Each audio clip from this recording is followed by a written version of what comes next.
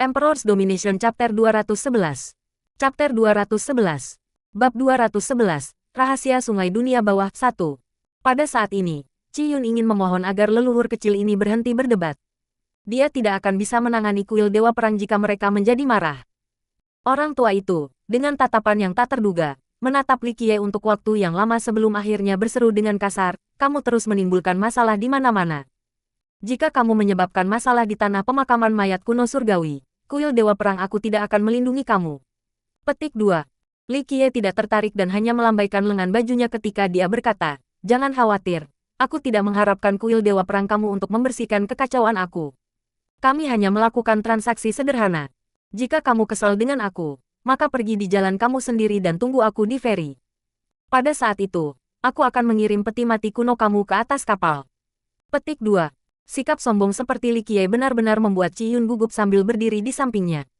"Nenek moyang kecilku, ini adalah karakter agung dari kuil Dewa Perang." Qi Yun merasa sangat tak berdaya. Bahkan dia harus berhati-hati tentang setiap hal kecil ketika berbicara dengan para tetua kuil peranggat, tetapi Li Qiye tidak berpikir bahwa itu adalah sesuatu yang layak untuk diperhatikan. Nenek moyang kecil ini benar-benar membuat orang lain kehilangan kesabaran. Orang tua itu menatap Li Qiye dan akhirnya berbicara, "Kami akan menunggu di feri untuk kamu. Jangan terlambat. Raja Iblis Lunri dan Gerbang 9 Saint Iblis adalah jaminan kamu." Petik 2. Pemakaman kapal Underworld terlalu penting bagi kuil Dewa Perang kali ini. Mereka tentu tidak menginginkan adanya komplikasi. "Bagus, kita akan melakukannya dengan cara ini." Li Qiye juga tidak terlalu tertarik untuk bersama dengan kelompok pria tua misterius ini. Dia memandang lelaki tua yang duduk di sana dan bertanya, "Bisakah aku melihat leluhurmu di peti mati sebentar?" "Tidak." Pria tua itu dengan datar menolak permintaan Li Qiye. Lalu dia menggelengkan kepalanya dan berkata, "Nenek moyang telah menghentikan kekuatan darahnya untuk waktu yang lama dan tidak akan menjamu tamu. Kalau begitu, biarkan saja. Kuil perang dewa kamu selalu terburu-buru. Ngomong-ngomong, ketika aku memberikan leluhurmu 500 tahun kehidupan, kamu hanya perlu membawa barang-barang yang aku inginkan ke sekte kuno dupa pembersihan." Pada akhirnya, Li Qiye terlalu malas untuk terus berbicara. Dia melambaikan tangannya lalu berbalik untuk pergi. Qi Yun dengan masam tersenyum dan meminta maaf kepada pria tua itu. Lalu dia dengan cepat mengirim Li Qiye keluar. Anak ini agak aneh. Setelah Li Qiye pergi, sebuah suara kuno muncul di ruang rahasia. Lelaki tua itu dengan cepat berdiri dan membungkuk untuk berkata, "Aku khawatir bocah ini tidak bisa dipercaya. Menurut pendapat aku, caranya melakukan sesuatu terlalu sombong. Bagaimana jika bocah ini memilih perahu acak? Bukankah ini merugikan leluhur kita?" Petik 2. Kita akan menyerahkannya ke surga. Apalagi yang bisa kita lakukan? Kami telah menderita kerugian besar selama beberapa generasi sekarang. Kita mungkin bertaruh kali ini. Suara kuno itu muncul lagi, juga. Raja Iblis Lunri tidak akan menggunakan dirinya sendiri dan Gerbang 9 Saint Iblis sebagai jaminan untuk bersenang-senang. Petik 2. Pada akhirnya, pria tua ini tidak mengatakan hal lain dan hanya menghela nafas. Ini mungkin opsi terakhir mereka. Jika mereka bisa mengubur seseorang di Underworld Boat yang tepat sendiri, maka mereka tidak akan menemukan orang luar. Pada hari-hari berikut ini, Li Qiye fokus pada budidaya untuk membentengi wilayah prajuritnya. Dia sedang mempersiapkan fondasi kuat lain untuk istana nasib baru di masa depan. Bagi para penggarap, istana nasib yang lebih berarti bahwa mereka akan menjadi lebih kuat di masa depan dan bahkan bisa berjalan di jalan menuju kehendak surga. Sebagian besar, jumlah istana takdir yang dibuka banyak terkait dengan tingkat takdir bawaan seorang kultivator. Sebagai contoh, dalam keadaan yang sama, seorang kultivator nasib Sein akan membuka lebih banyak istana nasib daripada seorang kultivator nasib raja. Namun, ini hanya pada prinsipnya.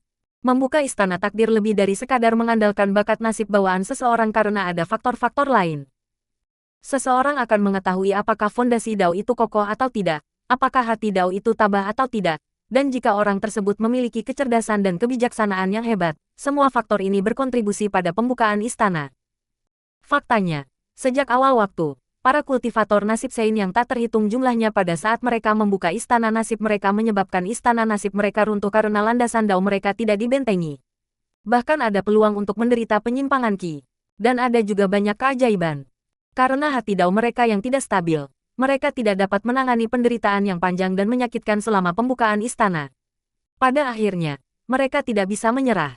Hal ini telah terjadi beberapa kali sejak awal waktu. Ambisi Li Qiye secara alami bukan hanya 3 atau 5 istana nasib. Cita-citanya jauh lebih tinggi dan dengan demikian, setelah memasuki ranah prajurit, dia sekali lagi memperkuat fondasinya. Pada saat ini, kabut berkabut melonjak dari tubuh Li Qiye, seolah-olah itu adalah dunia abadi, karena meresap ke seluruh ruangan. Kabut tak berujung ini kadang-kadang naga dan kadang-kadang phoenix. Secara berkala, itu seluas laut, dan kadang-kadang, menjadi sama mengesankan seperti gunung. Sesekali, kabut bergegas ke depan. Dan pada saat ini di dalam istana takdir Li Qiye, takdir sejatinya dengan gila menyerap esensi dunia. Dia meminjam 6 varian kunpeng untuk membentuk yayasan-yayasan, yang ingin melahap semua energi di dunia ini dan mengubahnya menjadi miliknya untuk membersihkan yayasan-yayasannya bersama dengan memperkuat darahnya. Pada saat ini, life wheel-nya berputar tanpa henti saat lautan darah yin yang di atas menjadi lebih kuat. Tampaknya itu telah menciptakan dunia yang mandiri di atas kepala Li Qiye, yang memiliki matahari dan bulan sendiri bersama dengan siklus naik dan turun yang tak berujung. Apa yang bahkan lebih mengejutkan adalah bahwa di bawah pengaruh hukum Merit Sun Revolving Crescent, pusaran energi darah ini juga muncul di matahari dan bulan ketika mereka beresonansi bersama dengan lautan darah untuk menyempurnakan sejumlah besar darah panjang umur yang akhirnya kembali ke takdir sejati. Li Qiye tidak memilih UU Merit Revolving Sun Crescent tanpa alasan yang sah. Itu benar-benar bersinergi dengan harta umur panjang, lautan darah yin yang, dan memberikan efek yang tak tertandingi. Ledakan, ledakan, boom. Pada titik ini, ledakan yang jelas terdengar di sekitar Li Qiye. Dia membuka mulutnya untuk menyedot semua kabut dan mengubahnya menjadi esensi dunia yang paling halus dan paling murni. Ketika semua esensi dunia memasuki takdir sejati, tiba-tiba menjadi sangat menyilaukan saat jumlah energi darah yang tak terbatas habis. Dalam sekejap, kunpeng yang menghantui True Fate berubah menjadi yayasan Dao, menjadi lautan darah yang tak ada habisnya. Tiba-tiba, fondasi Dao Li Qiye yang megah dan substansial, seperti lautan darah, mengeluarkan energi darah seperti pilar yang tak berujung yang melonjak ke cakrawala tak berujung di dalam istana nasib. Seolah-olah itu ingin menerangi seluruh langit. Ada perubahan yang dimulai untuk istana nasib Li Qiye. Istana raja memiliki warna batu giok putih yang mengalir melewatinya. Pada titik ini, pola Dao yang tak terhitung jumlahnya di istana menyebar seolah-olah Grand Dao lengkap dari langit dan bumi tercetak di dalamnya. Ini menyebabkan perubahan pada penampilan luar istana takdir, menjadikannya terlihat seperti istana ilahi. Terduga, seolah-olah itu adalah puncak dari misteri paling mendalam di dunia ini. Setelah perubahan ke Master Palace, pohon kehidupan, kuali kehidupan, musim semi kehidupan, dan pilar kehidupan di dalam istana juga mengalami perubahan besar. Mereka menjadi lebih agung dan dipenuhi dengan vitalitas yang meriah. Setelah mengkonsumsi semua kabut, Li Qiye sedikit membuka matanya. Pada saat ini, matanya menjadi lebih dalam seolah-olah ada api ilahi yang menyala di kedalaman. Dia sudah menjadi pencapaian besar warrior Canopy tingkat pertama saat ini. Fondasinya diperkuat di tingkat kedua dan dia benar-benar siap untuk memasuki tingkat ketiga. Warrior Canopy memiliki 3 level. Mereka adalah, dari yang terendah ke yang tertinggi, dalam urutan berikut, kabut asap, darah membubung tinggi, dan istana takdir yang mencerahkan. Pada kenyataannya, dengan keuntungan memiliki hukum kelayakan revolusi matahari sabit dan 6 varian kunpeng bersama dengan dukungan laut darah yin yang, kultivasinya tidak hanya berada di ranah prajurit Canopy, itu bisa menembus 3 bidang kelahiran kembali yang dimurnikan, surga primal, dan bahkan dewa kesuburan untuk menjadi pahlawan bernama. Lagi pula, hukum kelayakan revolusi bulan sabit matahari adalah hukum umur panjang yang paling langka dan paling ajaib sejak zaman dahulu. Itu memungkinkan orang lain untuk berkultivasi dengan kecepatan ekstrim. Bahkan versi hukum yang cacat akan memungkinkan orang lain untuk menjadi bangsawan kerajaan hanya dalam waktu 5 tahun yang menakjubkan. Bahkan dengan keuntungan seperti itu, Li Qiye memilih untuk tidak melakukannya. Dia tidak terburu-buru tetapi, dia, selangkah demi selangkah, melatih dirinya sendiri dengan jahat. Setiap penyempurnaan tubuh dan nasibnya adalah untuk meletakkan fondasi yang kokoh bagi dirinya sendiri untuk memperluas potensinya di masa depan. Kedua, ini memungkinkannya untuk membuka lebih banyak istana nasib. Dan ketiga, itu untuk dengan keras marah-marah agar fisiknya berubah. Yang benar adalah bahwa ada banyak jenius yang tidak fokus meletakkan fondasi yang kuat di alam kecil mandat surga dan warrior Canopy. Mereka menjadi pahlawan bernama dan bangsawan kerajaan hanya dalam beberapa tahun singkat. Di mata mereka, hanya dengan menjadi pahlawan bernama atau bangsawan kerajaan, mereka dapat dengan cepat mencapai alam tercerahkan dan orang suci kuno. Hanya pada saat itulah mereka juga akan menjadi penguasa surgawi, raja surgawi, dan bahkan paragon virtuos yang dinyatakan tak terkalahkan. Kenyataannya adalah bahwa setelah merawat generasi tak terkalahkan yang tak terhitung jumlahnya, Li Qiye memahami bahwa alam kecil ini sangat memengaruhi para pembudidaya selama sisa hidup mereka. Jika seseorang dapat memiliki fondasi yang kuat selama bidang-bidang kecil ini dan mengolahnya sampai ekstrim tanpa cacat, maka di masa depan, mereka akan dapat membuka istana takdir di luar imajinasi. Di masa depan, ketika menghadapi kesulitan nasib dan pengurangan hidup seseorang, seseorang dapat memiliki waktu yang lebih mudah melampaui mereka dengan fondasi yang kuat dalam dunia kecil ini. Boom! Tepat ketika Li Qiye hendak berhenti berkultivasi, tiba-tiba, ada suara berat yang bergema di dalam tubuhnya. Pada saat ini, inner fisiknya menjadi lebih cerah. Setiap helai hukum universal membuat diri mereka sendiri menjadi meterai abadi yang agung untuk menindas Dewi Langit dan Bumi ini. Meskipun begitu, bersama dengan Guntur, masih ada energi hitam yang melonjak di dalam tubuhnya. Di bawah penindasan tubuh batin, tampaknya ada seorang Godfin yang keluar dari bumi, seolah-olah fisik Li Qiye menyegel iblis jahat yang bisa pecah kapan saja. Li Qiye dengan dingin merengut dan menggunakan hukum fisiknya yang paling tinggi untuk menyalurkan fisiknya untuk mengekang benda yang berusaha melarikan diri ini. Li Qiye tahu bahwa ini bukan iblis atau apapun, itu adalah kesusahan fisik. Hanya dengan melampaui kesusahan fisik ini, neraka penindasannya yang fisik ilahi akan mencapai penyelesaian kecil. Sekali pada penyelesaian kecil, itu akan menjadi sangat menakutkan. Ini adalah salah satu dari 12 fisik abadi dari hukum fisik Li Qiye yang paling kuat dan sempurna di dunia ini. Kekuatan absolutnya pasti akan mampu mengalahkan Royal Noblesse dan bahkan makhluk tercerahkan. Emperor's Domination Chapter 212. Chapter 212. Bab 212, Rahasia Sungai Dunia Bawah 2. Penggarap tidak bisa lepas dari dua jenis kesengsaraan selama hidup mereka, pengurangan kehidupan dan malapetaka nasib. Tidak ada yang bisa menghindari dua malapetaka ini, tetapi kesusahan fisik bukanlah sesuatu yang ingin dihadapi oleh kultivator manapun. Jika seseorang tidak mengusahakan hukum fisik, maka mereka tidak harus menjalani kesusahan fisik di masa depan. Kesengsaraan fisik kecil Li Qiye mendekat, tetapi Li Qiye masih menekannya. Jika itu adalah orang lain, mereka akan mencoba untuk melewatinya sesegera mungkin karena kesengsaraan fisik tumbuh kuat dengan berlalunya waktu. Namun, Li Qiye tidak mengambil tindakan seperti itu karena ia mempersiapkan karakter yang tak terhitung jumlahnya dan memahami dilema tertentu. Meskipun lebih aman untuk menjalani kesusahan fisik sejak dini, ini akan menyebabkan penghapusan tubuh iblis yang belum selesai.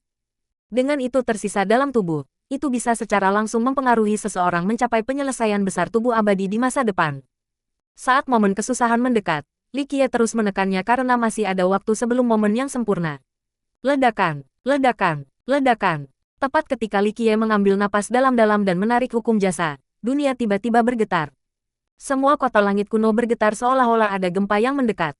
Dengan perubahan ekspresinya, Li Qiye langsung menghitungnya dalam benaknya, membuatnya terkejut ketika ia segera bergegas keluar.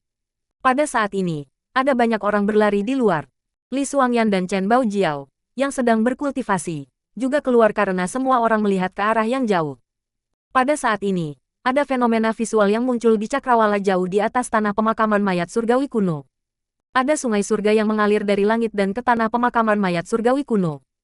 The Heavenly Underworld River turun dan mengubah tanah kuburan menjadi neraka itu sendiri. Pada saat ini, di atas tanah penguburan ada upacara yang menyebabkan pendengar meratapi kesedihan. Di langit di atas tanah pemakaman sampai ke sumber sungai, ada potongan-potongan uang kertas serta leluhur dalam pakaian berkabung, membakar kertas upacara.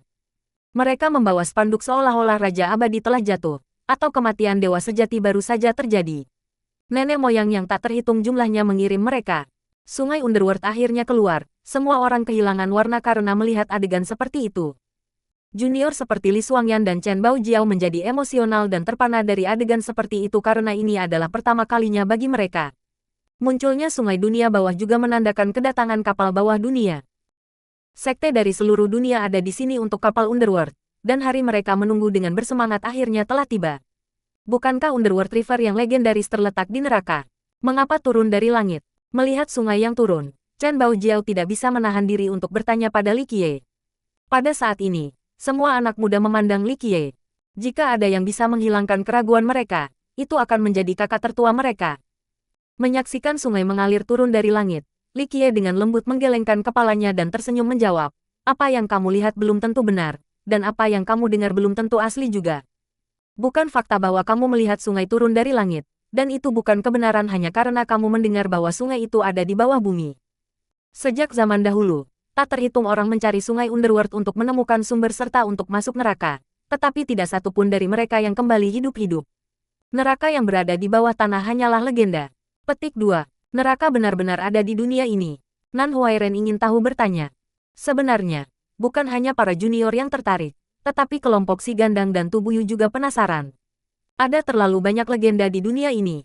Banyak pembudidaya memperdebatkan apakah ada hantu dan kejahatan serta abadi, tapi itu semua sia-sia. Jika dunia ini benar-benar memiliki iblis dan hantu, maka akan ada neraka dari legenda, tetapi tidak ada yang pernah melihat neraka yang sebenarnya sejak zaman kuno. Li Qiye tidak menjawab pertanyaan Nan Huairen. Dia hanya menatap langit menuju ujung sungai di mana leluhur yang tak terhitung jumlahnya menghadiri pemakaman. Fenomena ini sangat kabur, tetapi sangat jelas di mata Li Qiye. Untuk siapa leluhur berkabung? Pada akhirnya, Li Xuangyan dengan lembut bertanya karena penasaran. Melihat pemandangan yang hikmat dan tidak jelas di langit di mana leluhur yang tak terhitung jumlahnya sedang membakar kertas upacara sambil membawa spanduk pertempuran dengan kesedihan seperti itu, Li Qiye hanya bisa dengan lembut mendesah pada akhirnya ketika dia berkata, tidak ada yang tahu. Ini selalu menjadi misteri. Pada detik ini, semua orang di Ancient Sky City menyaksikan pemandangan yang menakjubkan ini dengan takjub, terutama para lelaki tua yang tak pernah mati di dalam peti mati. Sungai Underworld akhirnya muncul, melihat sungai melayang turun dari langit. Banyak lelaki tua yang tak terhitung jumlahnya bergumam dengan penuh semangat. Pada kenyataannya, pada saat ini, mata yang tak terhitung jumlahnya terbuka di dalam tanah pemakaman mayat surgawi kuno. Tidak masalah apakah itu Feng Shui Treasure Earth atau Earth Immortal Dragon Veins, setiap pasang mata yang terbuka memancarkan sinar berdarah yang menakutkan ke arah luar.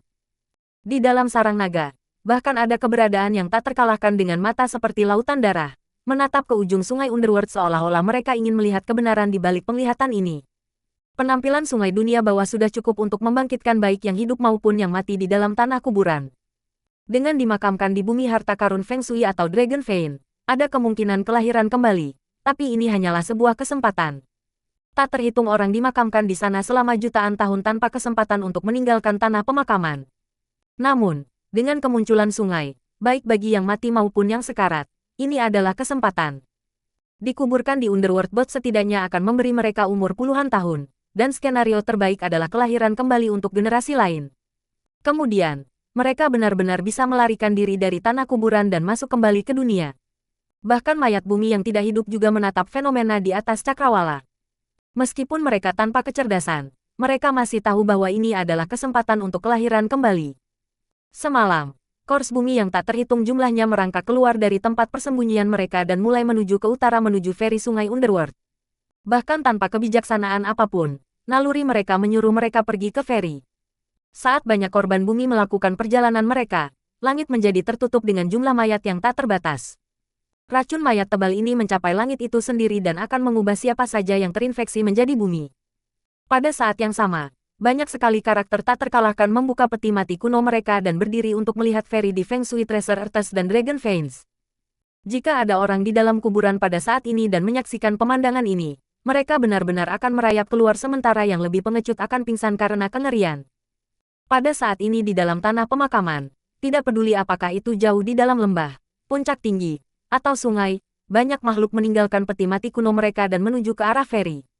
Situasi seperti itu hanya bisa digambarkan sebagai kerusuhan mayat. Siapapun yang melihat adegan seperti itu harus pergi secepat mungkin. Di puncak yang mencapai awan, ada kecantikan tak tertandingi berdiri di puncak di bawah sinar bulan. Penampilannya kabur dan tidak jelas, tetapi masih berisi pesona tak tertandingi. Dia membuka matanya yang indah untuk melihat ke feri yang jauh dan tetap diam untuk waktu yang lama. Di tebing yang kaku, sebuah peti mati kayu menggantung dibuka pada saat ini. Seorang pria parubaya duduk dan juga memandangi feri. Beberapa waktu kemudian, dia akhirnya dengan lembut menghela nafas dan kembali ke dalam peti matinya. Beberapa Treasure Lord dan Earth Immortals memutuskan untuk menuju ke arah feri. Tetapi bahkan lebih dari mereka memilih untuk kembali ke dalam peti mati mereka ketika mereka, sekali lagi, tenggelam ke tanah. Meskipun rumor menunjukkan bahwa Underworld Bots memungkinkan umur seseorang untuk diperpanjang begitu seseorang dimakamkan di dalam, kesempatan ini sangat sepele.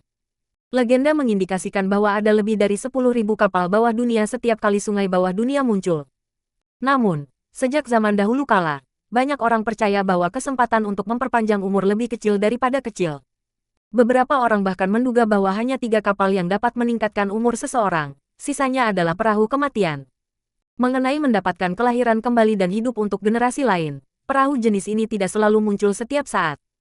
Rumor mengatakan bahwa Underworld Bots yang memungkinkan kelahiran kembali, sejak zaman kuno sampai sekarang, tidak muncul lebih dari 3 kali. Bagi yang hidup dan yang mati, ketika memasuki kapal bawah dunia, jika mereka melakukan kesalahan dan memasuki perahu kematian, maka ini berarti bahwa mereka akan menjadi bumi mayat sejak saat itu untuk semua keabadian. Mulai, pergi ke ferry. Malam ini adalah malam tanpa tidur untuk semua orang di Ancient Sky City. Malam ini, bahkan orang mati pun bersemangat. Malam ini, banyak sekte besar dan negara telah menyelesaikan semua persiapan mereka dan sedang menunggu waktu untuk membawa peti mati mereka untuk memasuki tanah pemakaman mayat surgawi kuno. Apakah kita menuju besok? Karena sungai Underworld telah muncul, Qi Yun juga dengan cepat menuju untuk bertanya pada Li Qiye. Li Qiye tersenyum menjawab, tidak perlu cemas, kami tidak bersaing dengan hantu. Pada saat ini, semua mayat bumi, dewa harta karun, dan dewa bumi berkerumun di sana seperti lebah dengan sarang yang rusak. Racun mayat ada di mana-mana, mengapa harus terpapar hal ini? Tunggu saja mereka dan kita akan memiliki waktu yang jauh lebih mudah setelah racun mayat tersebar. Petik 2. Aku mendengar banyak kekuatan besar berniat untuk pergi besok, berharap untuk tiba lebih awal di ferry dan merebut lokasi terbaik untuk mengambil kapal Underworld setelah mereka muncul. Kata Qi Yun. Li Qiye tidak bisa menahan tawa. Lalu dia berkata, akan ada lebih dari 10.000 kapal dunia bawah yang keluar bersama dengan sungai dunia bawah. Saat itu, semuanya akan kacau. Tidak peduli seberapa bagus dari lokasi yang kamu miliki, kamu tidak perlu mengambil perahu kehidupan. Petik 2. Di sini, Li Qiye melirik Qi Yun sedikit dan melanjutkan, jika kuil perang dewa ingin pergi ke sana dulu, maka biarkan mereka melakukannya.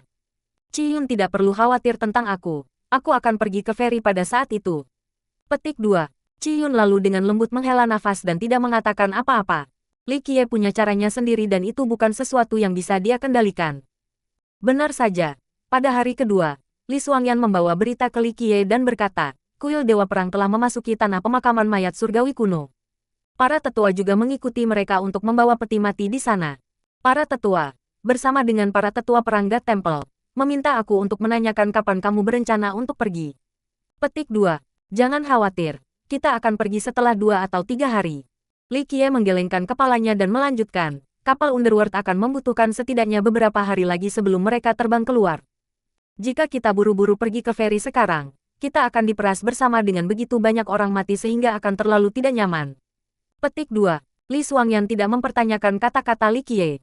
Pada titik ini, banyak orang menuju ke tanah pemakaman. Hanya Li Qiye tetap diam saat dia terus berkultivasi untuk menembus levelnya sendiri. Emperor's Domination Chapter 213. Chapter 213. Bab 213, Gerbang Seribu Kaisar 1. Pada hari berikutnya, peti mati kuno yang tak terhitung jumlahnya dilakukan dari kota ketika kekuatan besar memulai perjalanan mereka ke tanah pemakaman. Sekolah Suci Pilar Permata, Klan Jiangzuo, Kerajaan Selatan Surgawi, semua kekuatan besar ini membawa peti mati kuno mereka dan mulai memasuki tanah pemakaman. Peti mati kekuatan-kekuatan ini menghasilkan banyak percakapan gaduh, terutama Kerajaan Selatan Surgawi yang awalnya rahasia. Itu dilakukan peti mati kuno besar yang mengejutkan lebih besar dari peti mati kuno lainnya. Banyak orang, sebelumnya, berpikir bahwa Divine Beast Protector Kerajaan Surgawi sedang sekarat, jadi mereka membawa binatang mereka untuk menguburkannya di kapal dunia bawah. Melihat peti mati raksasa ini hanya mengkonfirmasi spekulasi orang banyak. Selain kekuatan besar ini, ada banyak pembudidaya lain tepat di belakang batalion perkasa mereka. Alasannya sangat sederhana. Sebagian besar mayat bumi dari tanah penguburan telah pergi ke ferry sungai Underworld, sehingga racun mayat di dalamnya telah sangat berkurang. Selain itu, banyak tempat sekarang tidak dijaga, jadi ini adalah kesempatan sekali dalam 1000 tahun untuk menggali harta. Beberapa dari mereka menggali gunung dan urat nadi, ingin menemukan harta karun logam dan biji yang saleh. Yang lain mengambil tulang kering dan memasuki wilayah berbahaya untuk melihat apakah mereka bisa menemukan life treasures dan gulungan manual. Tentu saja, bahkan jika semua kors bumi pergi ke ferry, masih ada banyak bahaya besar yang menjulang di dalamnya. Jika seseorang secara tidak sengaja menggali kuburan Dewa Harta Karun, maka itu akan menjadi bunuh diri. Begitu seorang Dewa Harta memanjat keluar dari peti matinya, itu benar-benar akan memusnahkan siapapun yang memiliki peran dalam melecehkan tanah tempat istirahatnya. Ferry telah ada selama jutaan tahun, jadi sudah ada jalan yang terbentuk dari tanah pemakaman sampai ke ferry. Jadi hanya dalam beberapa hari, orang bisa melihat para pembudidaya berjalan menyusuri jalan kuno sampai ke sungai dunia bawah. Di tengah kekuatan perkasa ini, ada pengusung jenazah, beberapa berdiri, sementara yang lain terbang di udara. Beberapa mengendarai binatang buas mereka sementara beberapa mengendarai gerbong mereka. Di sini, berbagai keadaan dapat ditemukan, dan orang dapat mengatakan bahwa semua pembudidaya dari mana-mana di dunia berkumpul di tempat ini. Feri terletak di utara tanah pekuburan dan sangat jauh dari pusat tanah pekuburan. Namun, Sungai Underworld akhirnya mengalir ke bagian terdalam dari kuburan. Sungai Underworld jatuh dari langit ke ujung utara dari kuburan. Saat itu mencapai tanah, semuanya menjadi pemandangan samar ketika lokasi ini berubah menjadi lautan luas yang diselimuti oleh kabut dan kabut yang tak terbatas. Ini adalah aura Sungai Underworld, bahkan paragon berbudi luhur tidak bisa melihat melalui lautan kabut yang tak berujung ini. Terlebih lagi, begitu berada di dalam dunia bawah laut yang luas ini, orang tidak akan pernah bisa keluar dan akan menghilang selamanya. Selama jutaan tahun, setiap kali Sungai Underworld muncul, selalu ada karakter luar biasa yang masuk dan menindaklanjuti sungai untuk menemukan sumbernya, tetapi tidak ada yang pernah keluar hidup-hidup. Hanya satu bagian dari sungai yang luas dan tak terlihat ini yang tidak tertutup kabut. Hanya bagian sungai inilah yang bisa dilihat orang-orang Underworld Gods keluar. Jadi bagian sungai ini disebut Feri Sungai Underworld oleh seluruh dunia. Lokasi ini benar-benar tampak seperti tempat orang mati dilahirkan kembali. Sejak dahulu kala, tak terhitung jumlah orang yang ingin dimakamkan di Underworld Gods selalu menunggu di Feri. Aku tidak berniat kapal menyanyikan lagu bahasa Inggris. Saat itulah mereka akan memilih perahu dan mengubur peti mati kuno di dalam. Berarti anjing betina. Setelah peti mati kuno berada di dalam, kapal bawah dunia akan melayang di sepanjang sungai ke bagian terdalam dari tanah. Emperor's Domination Chapter 213. Chapter 213. Bab 213. Gerbang Seribu Kaisar 1. Pada hari berikutnya, peti mati kuno yang tak terhitung jumlahnya dilakukan dari kota ketika kekuatan besar memulai perjalanan mereka ke tanah pemakaman. Sekolah Suci Pilar Permata, Klan Jiangzuo, Kerajaan Selatan Surgawi, semua kekuatan besar ini membawa peti mati kuno mereka dan mulai memasuki tanah pemakaman. Peti mati kekuatan-kekuatan ini menghasilkan banyak percakapan gaduh, terutama Kerajaan Selatan Surgawi yang awalnya rahasia. Itu dilakukan peti mati kuno besar yang mengejutkan lebih besar dari peti mati kuno lainnya. Banyak orang, sebelumnya, berpikir bahwa Divine Beast Protector Kerajaan Surgawi sedang sekarat, jadi mereka membawa binatang mereka untuk menguburkannya di kapal dunia bawah. Melihat peti mati raksasa ini hanya mengkonfirmasi spekulasi orang banyak. Selain kekuatan besar ini, ada banyak pembudidaya lain tepat di belakang batalion perkasa mereka. Alasannya sangat sederhana, sebagian besar mayat bumi dari tanah penguburan telah pergi ke Feri Sungai Underworld, sehingga racun mayat di dalamnya telah sangat berkurang. Selain itu, banyak tempat sekarang tidak dijaga, jadi ini adalah kesempatan sekali dalam 1000 tahun untuk menggali harta. Beberapa dari mereka menggali gunung dan urat nadi, ingin menemukan harta karun logam dan biji yang saleh. Yang lain mengambil tulang kering dan memasuki wilayah berbahaya untuk melihat apakah mereka bisa menemukan life treasures dan gulungan manual. Tentu saja, bahkan jika semua kors bumi pergi ke Feri, masih ada banyak bahaya besar yang menjulang di dalamnya. Jika seseorang secara tidak sengaja menggali kuburan Dewa Harta Karun, maka itu akan menjadi bunuh diri. Begitu seorang Dewa Harta memanjat keluar dari peti matinya, itu benar-benar akan memusnahkan siapapun yang memiliki peran dalam melecehkan tanah tempat istirahatnya. Feri telah ada selama jutaan tahun, jadi sudah ada jalan yang terbentuk dari tanah pemakaman sampai ke Feri. Jadi hanya dalam beberapa hari, orang bisa melihat para pembudidaya berjalan menyusuri jalan kuno sampai ke sungai dunia bawah. Di tengah kekuatan perkasa ini, ada pengusung jenazah, beberapa berdiri, sementara yang lain terbang di udara. Beberapa mengendarai binatang buas mereka sementara beberapa mengendarai gerbong mereka. Di sini, berbagai keadaan dapat ditemukan, dan orang dapat mengatakan bahwa semua pembudidaya dari mana-mana di dunia berkumpul di tempat ini. Feri terletak di utara tanah pekuburan dan sangat jauh dari pusat tanah pekuburan. Namun, Sungai Underworld akhirnya mengalir ke bagian terdalam dari kuburan. Sungai Underworld jatuh dari langit ke ujung utara dari kuburan. Saat itu mencapai tanah, semuanya menjadi pemandangan samar ketika lokasi ini berubah menjadi lautan luas yang diselimuti oleh kabut dan kabut yang tak terbatas. Ini adalah aura Sungai Underworld, bahkan paragon berbudi luhur tidak bisa melihat melalui lautan kabut yang tak berujung ini. Terlebih lagi, begitu berada di dalam dunia bawah laut yang luas ini, orang tidak akan pernah bisa keluar dan akan menghilang selamanya. Selama jutaan tahun, setiap kali Sungai Underworld muncul, selalu ada karakter luar biasa yang masuk dan menindaklanjuti sungai untuk menemukan sumbernya, tetapi tidak ada yang pernah keluar hidup-hidup. Hanya satu bagian dari sungai yang luas dan tak terlihat ini yang tidak tertutup kabut. Hanya bagian sungai inilah yang bisa dilihat orang-orang Underworld Gods keluar, jadi bagian sungai ini disebut Feri Sungai Underworld oleh seluruh dunia. Lokasi ini benar-benar tampak seperti tempat orang mati dilahirkan kembali. Sejak dahulu kala, tak terhitung jumlah orang yang ingin dimakamkan di Underworld Boats selalu menunggu di feri. Saat ketika kapal terlihat di sungai, saat itulah mereka akan memilih perahu dan mengubur peti mati kuno di dalam. Setelah peti mati kuno berada di dalam, kapal bawah dunia akan melayang di sepanjang sungai ke bagian terdalam dari tanah pemakaman mayat surgawi kuno. Pada akhirnya, peti mati yang tak terhitung akan memasuki area itu dengan cara ini. Jika seseorang memilih Underworld Boat yang benar, maka orang itu akan memperoleh umur baru dan panjang dan akan dikirim hidup-hidup dari tanah kuburan. Jika mereka tidak memilih yang benar, maka mereka akan menjadi korban bumi untuk selamanya, dan keturunan mereka tidak akan lagi bisa melihat mereka. Adapun kedalaman tanah pemakaman, tidak ada yang tahu apa itu. Ini adalah misteri terbesar sejak zaman kuno. Ada orang yang memperoleh umur panjang dan meninggalkan tempat itu hidup-hidup, tetapi mereka tidak berbicara dengan jelas tentang lokasi yang dituju oleh kapal bawah dunia. Bahkan jika mereka mengalaminya sendiri, mereka masih tidak bisa membicarakan masalah ini dengan jelas. Untuk beberapa ratus mil dari sungai di sebelah feri, rentang bebas dari kabut apapun. Orang bisa mengamati air sungai yang mengalir dengan tenang sambil berdiri di atas tanah yang jernih ini. Air sungai bawah dunia itu seperti legenda. Air dari neraka ini memiliki warna merah kuning seperti tisane obat, keruh dan berlumpur. Meskipun air ini mengalir turun dengan tenang, semua orang yang berdiri di sebelah sungai dipenuhi dengan ketakutan. Mereka merasa bahwa air ini terbentuk dari mayat yang tak terhitung jumlahnya, mengeluarkan sensasi yang mengganggu seolah-olah ada berjuta mayat yang terkubur di bawah sungai. Pada saat ini di Underworld Ferry, yang hidup menyerupai gunung-gunung besar sementara yang mati adalah gambar laut yang tak ada habisnya. Adegan ini sangat megah. Ada mayat bumi, dewa harta karun, dan bahkan dewa bumi. Di luar kematian, ada pembudidaya dari sekte di dunia ini. Selain itu, ada peti mati kuno yang tak terhitung jumlahnya ditampilkan, mengeluarkan udara menyeramkan.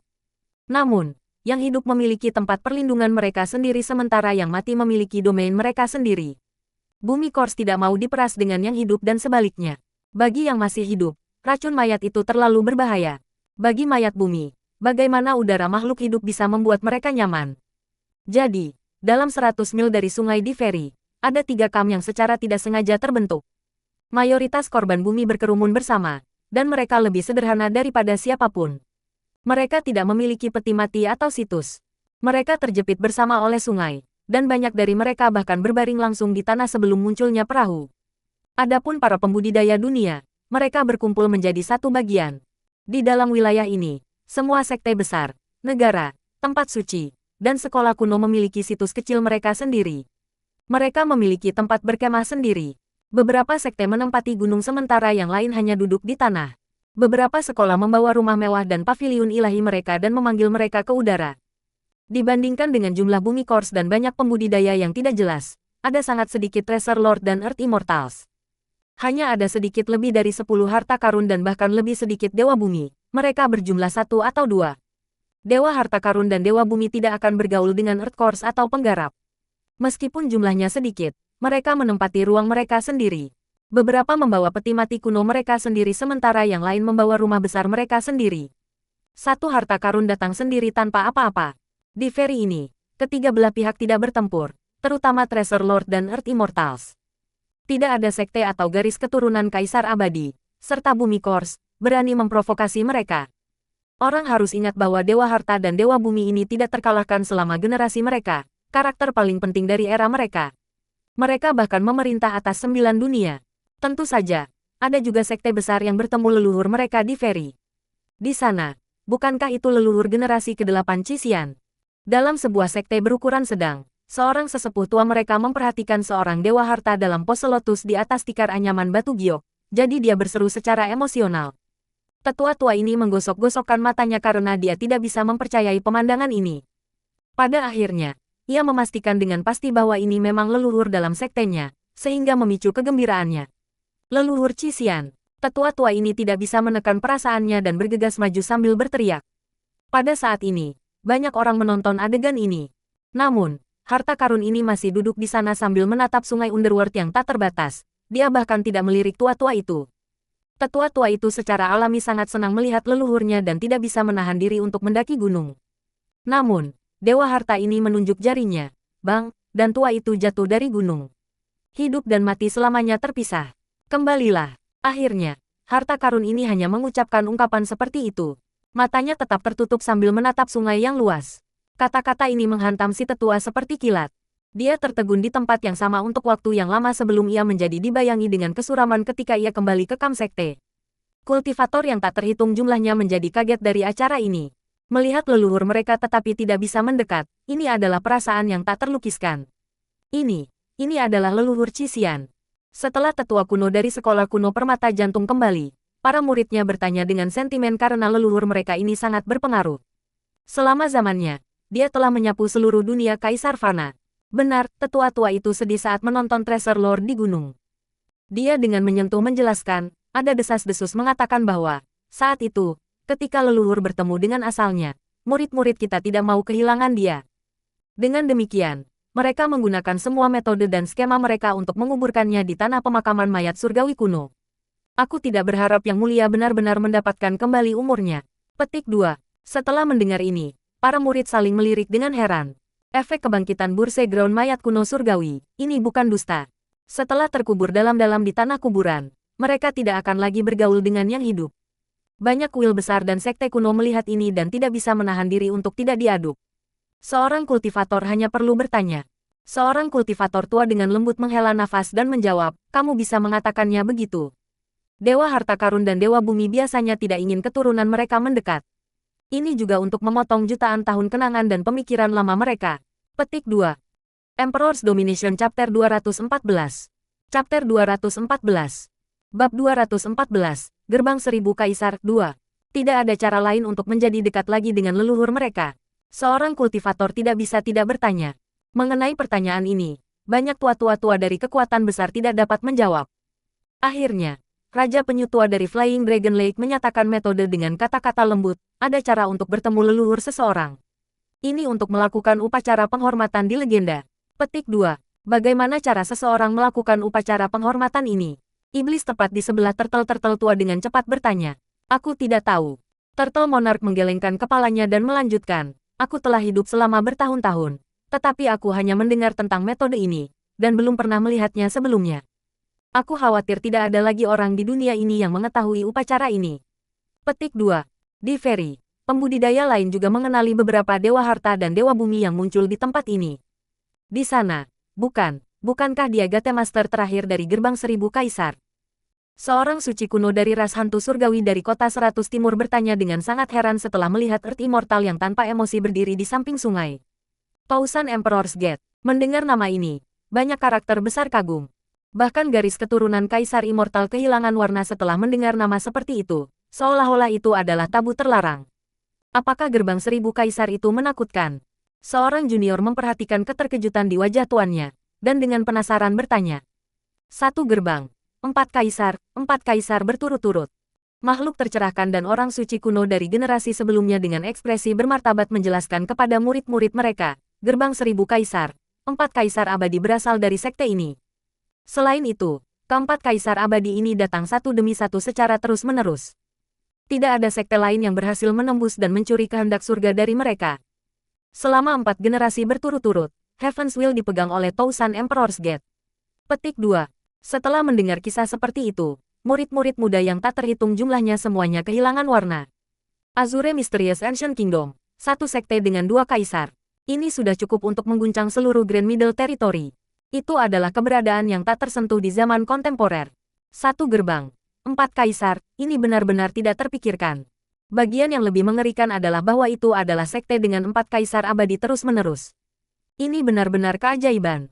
Sebuah keajaiban yang belum pernah terlihat sebelumnya, dan keajaiban yang tidak akan pernah terjadi lagi. 1 gerbang, 4 kaisar berturut-turut. Silsilah yang tak terkalahkan seperti ini, bagaimana mungkin mereka masih menemui ajalnya? Seorang junior setelah mendengar legenda seperti itu tidak bisa tidak bertanya kepada seniornya. Seorang senior mengeluh sambil menghela nafas, sebelum dengan lembut menjawab, ada karakter yang bahkan lebih luar biasa muncul setelah kaisar abadi keempat dari Gerbang Seribu Kaisar. Namanya adalah Permaisuri Hongtian, Fast Heaven. Pada akhirnya, bahkan Gerbang Seribu Kaisar yang ditakuti oleh para dewa dan iblis masih dihancurkan di tangan Permaisuri Hongtian. Legenda mengatakan bahwa Gerbang Seribu Kaisar benar-benar akan memiliki Kaisar Immortal kelima. Sayangnya, orang tersebut hidup pada generasi yang sama dengan Permaisuri Hongtian. Pada akhirnya, Gerbang Seribu Kaisar yang kuat akhirnya memulai perjalanan menuju kehancuran. Petik 2. Mendengar nama Permaisuri Hongtian, ini meninggalkan tanda yang tidak dapat dilukiskan pada semua generasi muda. Seorang permaisuri menghancurkan garis keturunan 4 kaisar. Betapa surga menentang hal ini. Betapa tak terkalahkannya ini. Asteris asteris asteris. Setelah begitu banyak kekuatan telah pergi ke Underworld Ferry, Li Qiye yang tenang akhirnya memulai kepergiannya. Semua orang tetap kembali di kota langit kuno. Ketika mereka memasuki tanah pemakaman, Li Qiye memberitahu para junior. Li Qiye kali ini tidak ingin membawa junior, bahkan kelompok Tubuyu. Hanya Li Xuangyan dan Chen Baojiao yang datang. Pada kenyataannya, kelompok Nan Huairen benar-benar ingin pergi ke ferry juga, tetapi mereka hanya bisa melepaskan pikiran ini setelah mendengar perintah Li Qiye. Kali ini agak spesial. Kami tidak menggali harta karun, kami hanya membantu kuil Dewa Perang mengubur peti mati. Li Qiye melanjutkan, itulah sebabnya semua orang tidak boleh pergi kali ini. Pada akhirnya, ini bukan perburuan harta karun. Di ferry, jika kamu memprovokasi mayat bumi, aku tidak akan bisa membantu tepat waktu. Petik 2. Para junior tidak mempertanyakannya karena mereka tidak ingin mengganggu Li Qiye. Li Qiye akhirnya berangkat dengan Li Xuangyan dan Chen Baojiao di atas kereta perunggu Tetra War menuju jalan kuno ke Underworld Ferry. Li Xuangyan memandang Li Qiye dan merasa ada sesuatu yang dia pikirkan. Sejak sungai Underworld muncul, Li Qiye berada dalam budidaya terisolasi tanpa keluar selama 3 hari. Dan setelah keluar, dia segera pergi ke ferry yang membingungkan Li Xuangyan. Tidak ada yang mengerti Li Qiye lebih dari dia. Dia bisa merasakan perubahan suasana hatinya ketika tidak ada orang lain yang bisa. Jadi hari ini, dia merasa bahwa Li Qiye memiliki beberapa syarat. Bagaimana kabarmu? Setelah kereta berangkat, Li Xuangyan dengan lembut dan dengan penuh perhatian bertanya pada Li Qiye yang pendiam. Li Qiye menatap sungai Underworld yang bergulir di cakrawala yang mengalir ke bawah. Dia tidak mengatakan apa-apa untuk waktu yang lama. Setelah jeda ini, Li Qiye kemudian melihat mereka berdua dan menyatakan, aku bermaksud untuk pergi dengan Underworld Boat. Malam itu ketika sungai bawah dunia muncul, pertanyaan Chen Baojiao dan Li Xuangyan menggerakkan pikirannya. Setelah 3 hari diasingkan, meskipun dia mengatakan sedang berkultivasi, tetapi kenyataannya dia merenungkan sesuatu. Pergilah di dunia bawah. Mendengar pernyataan Li Qiye, baik ekspresi Li Xuangyan maupun Chen Baojiao sangat berubah. Semua orang tahu bahwa hanya orang mati yang akan naik ke Underworld Boats. Mencari nafkah di Underworld Boat, bukankah ini akan menemui kematian seseorang? Yang Noble, kamu masih muda. Kamu tidak perlu meminjam Underworld Boat untuk memperpanjang umur kamu, dan tidak perlu dilahirkan kembali untuk generasi lain. Chen Baojiao sibuk membujuk Li Qiye dengan wajah terkejut. Aku akan melakukannya bukan untuk menambah umurku atau kelahiran kembali generasi. Li Qiye menggelengkan kepalanya dan menjelaskan. Li Xuangyan memasang ekspresi bermartabat sambil menatap bangsawan mudanya, lalu berseru, kamu pergi dengan kapal Underworld sama dengan pergi ke kematianmu. Kali ini pergi ke tanah pemakaman, kita hanya perlu menempatkan leluhur kuil perang dewa di atas kapal. Mengapa kamu harus melakukan ini? Dia merasa bahwa keputusan Li Qiye untuk naik kapal itu karena kebutuhan, tetapi dia tidak ingin Li Qiye pergi karena bunuh diri. Chen Baojiao kemudian dengan cepat mengikuti Li Xuangyan dengan memohon, Yang Noble, mengapa naik perahu? Kamu masih memiliki peluang besar lainnya, dan ini tidak sepadan. Bagaimana kalau kita tidak melakukan transaksi dengan warga Temple, dan langsung kembali ke Sekte Dupa Kuno Pembersihan? Meskipun dia 100% percaya diri dengan Yang Noble-nya, tetapi begitu dia berada di kapal, bahkan lebih besar jumlah kepercayaan akan berubah menjadi ketiadaan. Bagi semua orang, pergi dengan kapal dunia bawah sama dengan mati. Hanya yang mati atau yang sekarat yang mau melakukannya. Jika seseorang masih bisa hidup selama beberapa dekade lagi, mereka tidak akan mau melanjutkan karena kesempatan memilih perahu yang tepat sangatlah kecil. Jangan khawatir, aku akan kembali hidup-hidup. Li Qiye dengan percaya diri tersenyum sebagai balasan atas niat baik kedua pelayannya. Melihat tekadnya, Li Xuangyan tidak lagi menyarankan untuk tidak melakukannya. Dia menatapnya sebentar sebelum akhirnya bertanya dengan nada lembut, apa yang ingin kamu lakukan di Underworld Boat? Li Qiye tidak bisa membantu tetapi melihat bagian terdalam dari kuburan, kemudian dengan lembut menyentuh sekte melindungi harta karun sebelum akhirnya menjawab, aku bermaksud pergi ke suatu tempat, atau lebih tepatnya, hanya dengan menggunakan Underworld Boat aku bisa dapat untuk mencapai tempat seperti itu. Petik 2. Pada titik ini, ia menjadi sibuk dengan pikiran. Dia telah mengunjungi bagian terdalam dari kuburan lebih dari sekali, tetapi masih ada beberapa lokasi di tempat itu yang tidak memiliki pintu masuk yang mudah. Secara kebetulan, dia baru-baru ini menemukan sesuatu dengan item yang dia miliki. Malam itu ketika sungai bawah dunia jatuh, kata-kata Li Xuangyan dan Chen Baojiao mengingat beberapa ingatannya. Masih ada beberapa misteri di dalam tanah pemakaman yang ingin dia hilangkan. Hati-hati, pastikan untuk kembali hidup-hidup. Pada akhirnya, Li Xuangyan hanya bisa mengeluarkan peringatan. Dibandingkan dengan berat dalam pikiran Chen Baojiao dan Li Xuangyan, Li Qiye sebaliknya sangat santai. Dia tersenyum berkata, aku masih memiliki 2 pelayan dengan rahmat tertinggi. Dengan wanita-wanita cantik dan menawan di sekitar, bagaimana aku bisa rela mati sepagi ini? Bukankah itu merupakan kejahatan bagi diriku sendiri jika aku tidak menikmati berkat yang begitu baik terlebih dahulu? Petik 2. Dalam mimpimu. Mendengar ini, ekspresi dingin arogan Li Xuangyan memerah saat dia dengan marah memelototinya. Adapun Chen Baojiao, dia hanya tertawa kecil. 2 keindahan tertinggi, satu sama sombongnya dengan bunga-bunga mahal di salju sementara yang lainnya memancarkan pesona dengan mata berkabutnya. Masing-masing memiliki daya tarik sendiri yang membuat penonton kehilangan akal. Li Qiye tidak bertemu banyak pembudidaya sepanjang perjalanan dengan keretanya. Bahkan, kelompok Li Qiye dapat dikatakan sebagai kelompok terbaru. Bisa jadi karena semua mayat bumi menuju ke Feri, atau karena penampakan sungai dunia bawah. Tetapi racun mayat di sepanjang jalan kuno sangat lemah hingga tidak dapat diabaikan. Bahkan seorang pembudidaya yang lemah masih bisa berjalan di antara jalan kuno tanpa terpengaruh oleh racun. Pada hari biasa, mereka akan berubah menjadi bumi kors. Ketika Li Qiye hendak tiba di Feri dan bisa melihatnya dari kejauhan, mereka dihentikan oleh seseorang. Seseorang memblokir jalan di atas jalan kuno, dan jelas ditujukan untuk kelompok Li Qiye. Orang ini tidak menghentikan orang lain, tetapi hanya kereta perunggu Tetrawar. Seorang gadis muda dengan keanggunan tiada taranya, tetapi juga memiliki aura mematikan menusuk langit. Siapapun yang melihatnya tidak akan memperhatikan kecantikannya karena mereka ngeri dengan niat membunuh di tubuhnya. Gadis muda itu mengenakan pakaian hitam sambil memeluk pedang hitamnya. Dia berdiri di atas yang kuno seperti pedang berdarah yang terhunus saat niat membunuh memenuhi udara, melukis pemandangan optimis. Siapapun yang melihat adegan ini pasti akan lari untuk hidup mereka. 1 atau 2 pembudidaya yang tertinggal ingin mengikuti kereta perunggu perang Tetra Li Qiye, tetapi setelah melihat gadis muda itu menghalangi jalan, mereka segera lari karena terkejut. Bai Jianzhen, keturunan pedang tanah suci dewa. Pemilik kecantikan elegan tiada taranya, tapi tidak ada yang pernah merawat penampilannya sebelumnya. Bai Jianzhen tiba-tiba menghalangi jalan Li Qiye mengumpulkan banyak perhatian dari orang lain. Hanya sesaat, banyak pembudidaya di Feri tiba-tiba datang untuk menonton.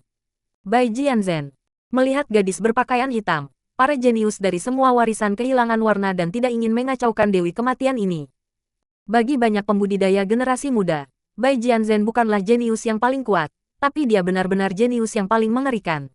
Saat pedangnya dihunus, itu harus merasakan darah. Niat membunuh yang menakutkan itu mampu mengusir semua. Emperor's Domination Chapter 215. Chapter 215. Bab 215, 3 pedang Bai Jianzhen, 1.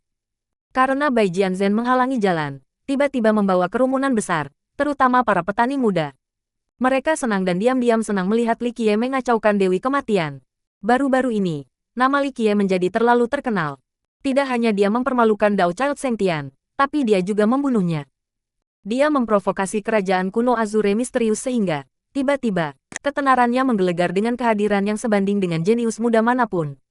Bagaimana mungkin sekte besar dan negara tidak terganggu oleh ini? Pada saat ini, Saint Child Baozu, Raja Muda Nantian, dan Putri Siuse, semua jenius terkenal di Grand Middle Territory semua berteriak-teriak untuk menonton di kejauhan. Keturunan Tanah Suci Dewa Pedang menemukan seseorang untuk bersaing dengan seni pedang. Melihat Bai Jianzhen menghalangi jalan, seseorang bergumam. Hanya dalam sedetik, banyak orang berbisik karena baru-baru ini, Bai Jianzhen telah menemukan orang untuk menguji pedangnya. Tidak masalah apakah itu adalah orang suci kuno dari generasi terakhir atau jenius muda, selama mereka memiliki beberapa pencapaian di pedang Dao, dia akan pergi ke pintu mereka. Adapun para jenius yang tidak mengembangkan pedang Dao, dia bahkan tidak akan melirik mereka. Bai Jianzhen memang layak menjadi keturunan Dewa Pedang. Pedang Dao-nya tak terkalahkan dan memiliki gaya ofensif tanpa ampun. Mayoritas lawannya selalu terluka atau bahkan mati di bawah pedangnya. Sangat sedikit orang yang bisa lolos tanpa cedera dari pedang hitamnya yang menakutkan. Li Qiye menyipitkan matanya pada Bai Jianzhen yang menghalangi jalan mereka. Dia semua tersenyum ketika berkata, ada pepatah yang sangat bagus, anjing yang baik tidak menghalangi jalan. Aku tidak peduli jika kamu adalah karakter raksasa atau keturunan apapun. Bergulinglah ke samping alih-alih menghalangi jalanku. Petik 2. Kata-kata kasar Li Qiye membungkam banyak penonton di dekatnya. Bocah kecil ini benar-benar iblis kecil. Dia selalu arogan, tidak peduli siapa yang dia ajak bicara. Bai Jianzhen adalah keturunan Dewa Pedang, tapi dia sendiri bahkan lebih menakutkan. Seorang dewi kematian yang tangannya berlumuran darah. Pedang tanpa emosi bersama dengan gaya ofensif tanpa ampun yang akan membuat semua penonton berbicara kepadanya dengan rasa hormat karena takut akan provokasi. Namun, kata-kata pertama bocah ini segera menyinggung Bai Jianzhen. Jadilah lebih sopan. Kata-kata kamu terlalu vulgar. Chen Baojiao dengan lembut memarahi Li Qiye dengan pesona mempesona. Adapun Bai Jianzhen, dia tidak memiliki sedikit pun reaksi. Dingin seperti pedang dan dingin seperti baja, seperti pedang terhunus dengan niat membunuh yang mengerikan. Dia memiliki niat untuk melahap manusia. Dia memandang Li Qiye seolah-olah dia sudah mati, tidak tahu bahwa dia mirip dengan dirinya sendiri. Keluarkan pedangmu, kata Bai Jianzhen dingin. Suaranya yang awalnya terdengar menyenangkan sekarang sedingin es tanpa hati yang memasuki hati orang lain, menyebabkan mereka menggigil. Matanya yang seperti giok yang indah dengan dingin menatap Li Qiye saat dia berbicara tanpa ampun. Aku akan membiarkanmu lewat jika kamu dapat memblokir 3 pedangku.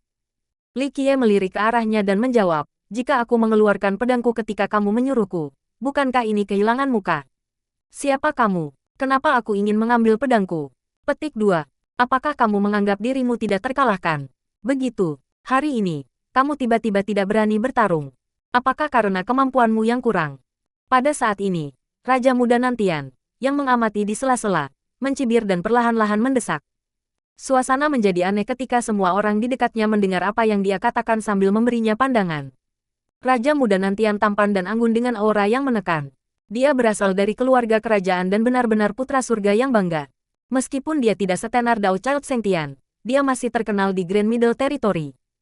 Bagian yang patut diperhatikan adalah rumor yang menyebutkan bahwa dia adalah seorang Saint Will yang dilahirkan secara alami dan mengolah hukum kaisar, yang menghasilkan kekuatan pertempuran yang mengerikan. Dengan Raja Muda Nantian mengipasi api ke samping, Li Qiye memelototinya dan berkata, apakah aku melakukan sesuatu atau tidak? Tidak ada hubungannya dengan kamu. Datanglah ke sini, jika kamu berani, dan lihat apakah ayah kamu akan membuat daging cincang dari kamu atau tidak. Sama seperti bagaimana aku membunuh Nantian Hao. Petik 2. Jika orang lain menghormatinya, ia akan menghormati mereka kembali 10 kali lipat. Ini adalah gaya Li Qiye. Raja Muda Nantian berani memprovokasi dia, jadi dia tidak memberikan wajahnya apapun dan segera membalas. Raja Muda Nantian sudah memusuhi Li Qiye sehingga setelah mendengar kata-kata itu, wajahnya langsung menjadi dingin. Dia melangkah maju dengan kehadiran yang luas dan energi darah yang tak ada habisnya sambil memelototi Li Qiye. Lalu dia berkata, jika kamu ingin mati, maka aku akan membantumu. Dia milikku. Sikap Bai Jianzhen yang tanpa emosi, seperti es, bahkan tidak memberi hormat kepada seseorang seperti Raja Muda Nantian. Dia pada dasarnya bahkan tidak meliriknya. Baik, karena Dewi Bai ingin membunuh bocah ini, aku tidak akan bersaing dengan kamu.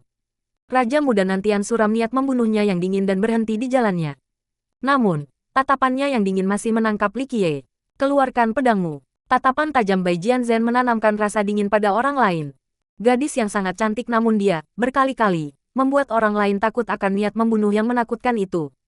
Jika kamu ingin menguji pedang kamu, tidak perlu bagi pangeran muda kita untuk secara pribadi bergerak, aku akan cukup. Li Xuangyan menerima pertarungan dengan sikap mendominasi. Li Xuangyan menerima tantangan itu membuat banyak orang khawatir. Tidak ada yang berani memandang rendah Li Xuangyan. Dia adalah 5 istana Royal Noble, Grand Dao Noble. Ini adalah putri surga yang bangga dengan kualifikasi untuk memimpin para pahlawan dunia ini. Namun, Bai Jianzhen tidak melihat Li Xuangyan. Dia hanya menjawab dengan suara dingin, aku tidak tertarik dengan formasi pedang kamu. Tanpa ragu, Bai Jianzhen secara khusus datang untuk Li Qiye. Hari itu di dalam kota langit kuno, pedang dahsyat Dao tanpa emosi Li Qiye melawan Jikong Jian membuat Bai Jianzhen menganggapnya sebagai lawan berikutnya. Ini bukan sesuatu yang aneh. Pedang Tanah Suci Dewa Pedang berfokus pada pedang sebagai jalan utama. Progenitor mereka, Kaisar Abadi Yeti, menggunakan pedang untuk membuktikan daunnya dan menggunakan pembunuhan untuk membuktikan bahwa ia tak terkalahkan. Bai Jianzhen adalah keturunan Tanah Suci dan telah berlatih dengan hati pedang pembunuh tertinggi sejak usia muda. Begitu dia melihat seorang pembudidaya pedang yang perkasa, dia tidak akan bisa menahan diri. Kamu ingin bersaing dengan seni pedang 3 kemahaku. Li Qiye dengan santai menatap Bai Jianzhen dan melanjutkan, aku tidak pernah menerima Dao Kaisar Abadi Yeye dari pedang pembunuh. Pedang Dao pembunuh Sacred Ground kamu mungkin tidak terkalahkan, tetapi di mata aku, itu bukan seni abadi dari Dao. Petik 2. Bocah ini gila. Dia bahkan berani membuat komentar lancang tentang Dao seorang kaisar abadi. Seseorang dengan cepat bergumam. Jenius muda lain mencibir dengan jijik. Dia hanya bocah bodoh yang tidak tahu luasnya langit dan jangkauan bumi. Dao Kaisar Immortal, ini bukan sesuatu yang bisa dia komentari. Petik 2. 3 Sword Art Finesse. Bai Jianzhen menatap Li Qiye setelah mendengar namanya. Matanya segera memancarkan niat pedang sebagai kilatan demi kilatan bila muncul. Dia melakukan pedang Dao tertinggi dan, hanya dalam sekejap, ada gerakan pedang jenius yang ada di matanya. Pedang Dao surgawi, pedang yang pasti membunuh. Menggunakan matanya untuk melakukan Dao. Melihat situasi Bai Jianzhen, semua orang menjadi heran. Dia belum melihat permainan pedang lengkap Li Qiye, namun dia bisa membayangkan pedang Dao setelah hanya mendengar namanya.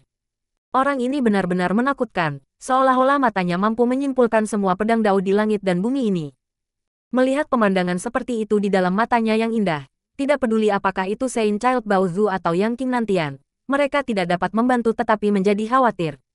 Itu benar-benar mencari mati untuk bersaing dengan Bai Jianzhen di jalur pedang. Mengesankan.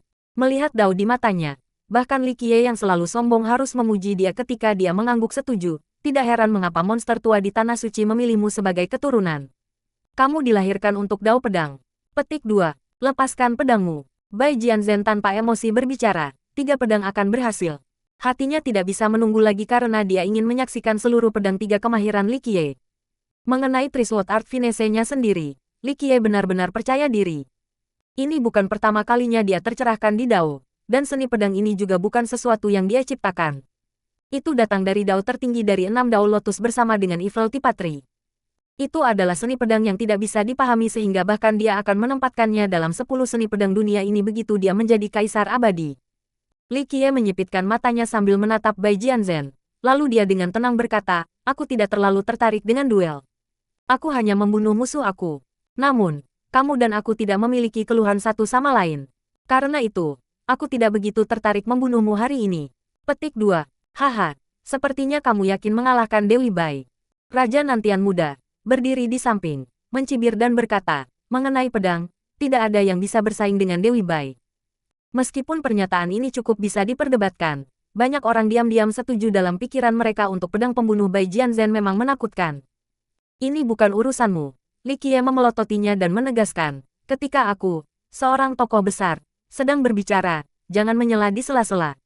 Jangan ganggu orang dengan bergosip sepanjang hari. Petik 2.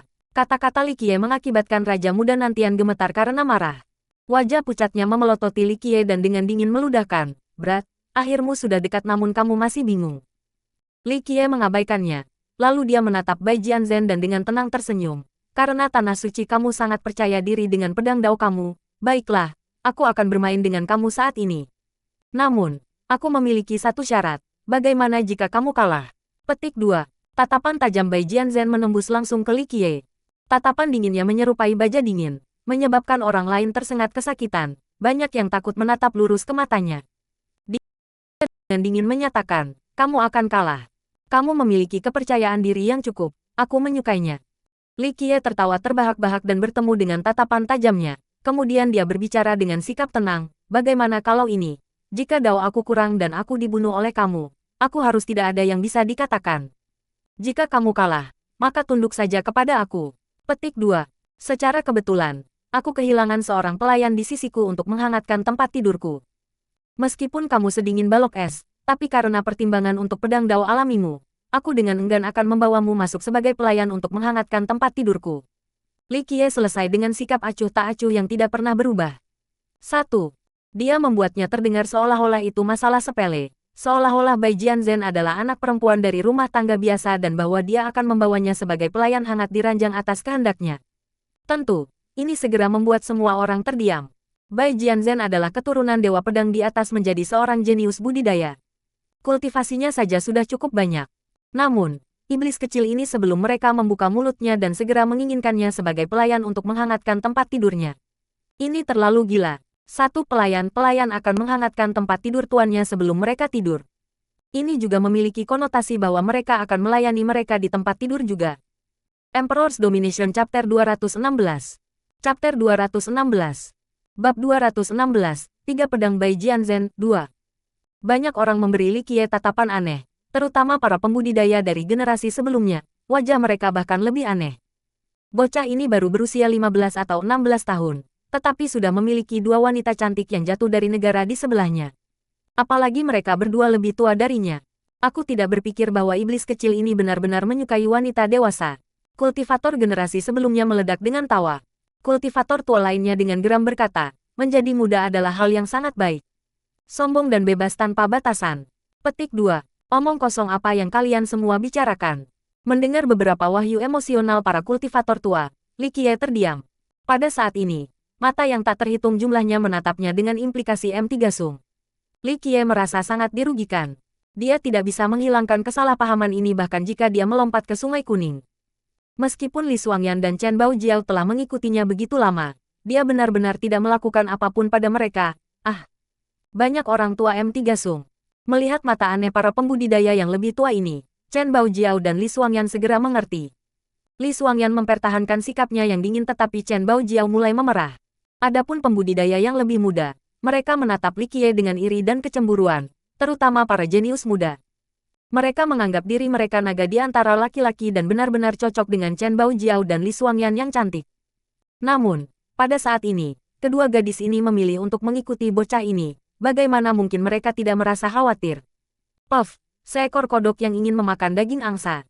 Akhirnya, seorang jenius dengan hati yang tidak percaya dinyatakan dengan jijik. Adapun Bai Jianzhen, tatapannya tetap dingin dan menusuk. Itu masih mengancam penonton seperti sebelumnya. Begitu, apakah kamu tidak sepenuhnya percaya diri pada diri sendiri? Li Qiye berkata dengan santai. Melihat niat pembunuhannya yang mengepul, tiba-tiba dia merasakan dorongan untuk menggodanya. Dia kemudian tersenyum berkata, lebih jauh, aku yang menderita di sini. Kamu sedingin balok es, aku khawatir kamu tidak bisa menghangatkan tempat tidur aku. Seorang gadis yang kurang memiliki pesona feminin akan kesulitan menemukan pernikahan. Aku mengorbankan diri aku di sini untuk membawa kamu masuk. Petik 2. Mendengarkan kata-kata ini membuat yang lain mengutuk Li Qiye karena berpura-pura menjadi orang baik. Bahkan Li Xuangyan dan Chen Baojiao tidak bisa menahan diri untuk tidak merengut. Bai Jianzhen adalah keturunan dari Dewa Pedang Ah. Seorang jenius terkenal kontemporer dengan pedang pembunuh tanpa emosi. Tidak peduli apakah itu asal atau kultivasinya, tidak ada dari generasi muda yang berani menggodanya seperti ini. Bocah ini, kesombongan dan keberanian adalah bagian dari sifatnya. Bahkan para pembudidaya yang lebih tua tersenyum kecut. Mereka memikirkannya sebentar, dan mereka tidak akan berani menggoda Bai Jianzhen seperti ini bahkan jika mereka lebih muda. Pedang Tanah Suci Dewa Pedang adalah kelompok yang membunuh orang tanpa berkedip, yang berani memprovokasi mereka. Adapun korban, Bai Jianzhen, dia tidak menjadi marah karena dia setenang sumur yang tenang. Ekspresinya yang dingin dan membunuh bersama dengan tatapan pedangnya yang berkilauan seakan ingin menembus hati Li Qiye. Pada akhirnya, dia dengan dingin menjawab, kenapa tidak? Dia bahkan tidak memukul bulu matanya saat menjawab. Tidak ada perubahan dalam suasana hatinya seolah-olah topik itu bukan peristiwa besar yang menyangkut sisa hidupnya. Tercengang, ini adalah reaksi terhadap jawaban Bai Jianzhen. Hanya dalam sedetik, semua orang saling melirik, ini tidak masuk akal. Tidak ada yang akan berpikir bahwa Bai Jianzhen benar-benar akan menyetujui kondisi seperti itu. Sebagai kodok, hal favorit aku untuk dilakukan adalah makan daging angsa. Pada saat ini, Li Qiye dengan malas menatap orang yang mengejeknya, sebelumnya, dan dengan santai melanjutkan, seekor naga atau phoenix memakan angsa. Ini adalah tidak terampil sama sekali. Tapi kodok memakan angsa, ini adalah kemampuan sejati. Pamanmu tidak memiliki keterampilan lain, tetapi kemampuanku untuk melintah perempuan benar-benar tiada banding di dunia ini. Begitu, tidak yakin Ayo gigit aku kalau begitu Petik 2. Jenius muda yang secara terbuka mencela Li Qiye sebelumnya segera menjadi marah dan mendengus. Bagi mereka yang lain, mereka hanya bisa tetap diam. Bagi para pembudidaya, mereka semua memandang rendah lintah yang tak tahu malu. Tetapi bocah ini benar-benar mengumumkan lintahnya dengan bangga. Adapun Li Xuangyan dan Chen Baojiao yang mengenal baik Li Qiye, mereka tidak tahu apakah harus tertawa atau menangis. Jika bangsawan muda mereka adalah licer, lalu kata-kata apa yang bisa digunakan untuk menggambarkan orang-orang lain di dunia ini?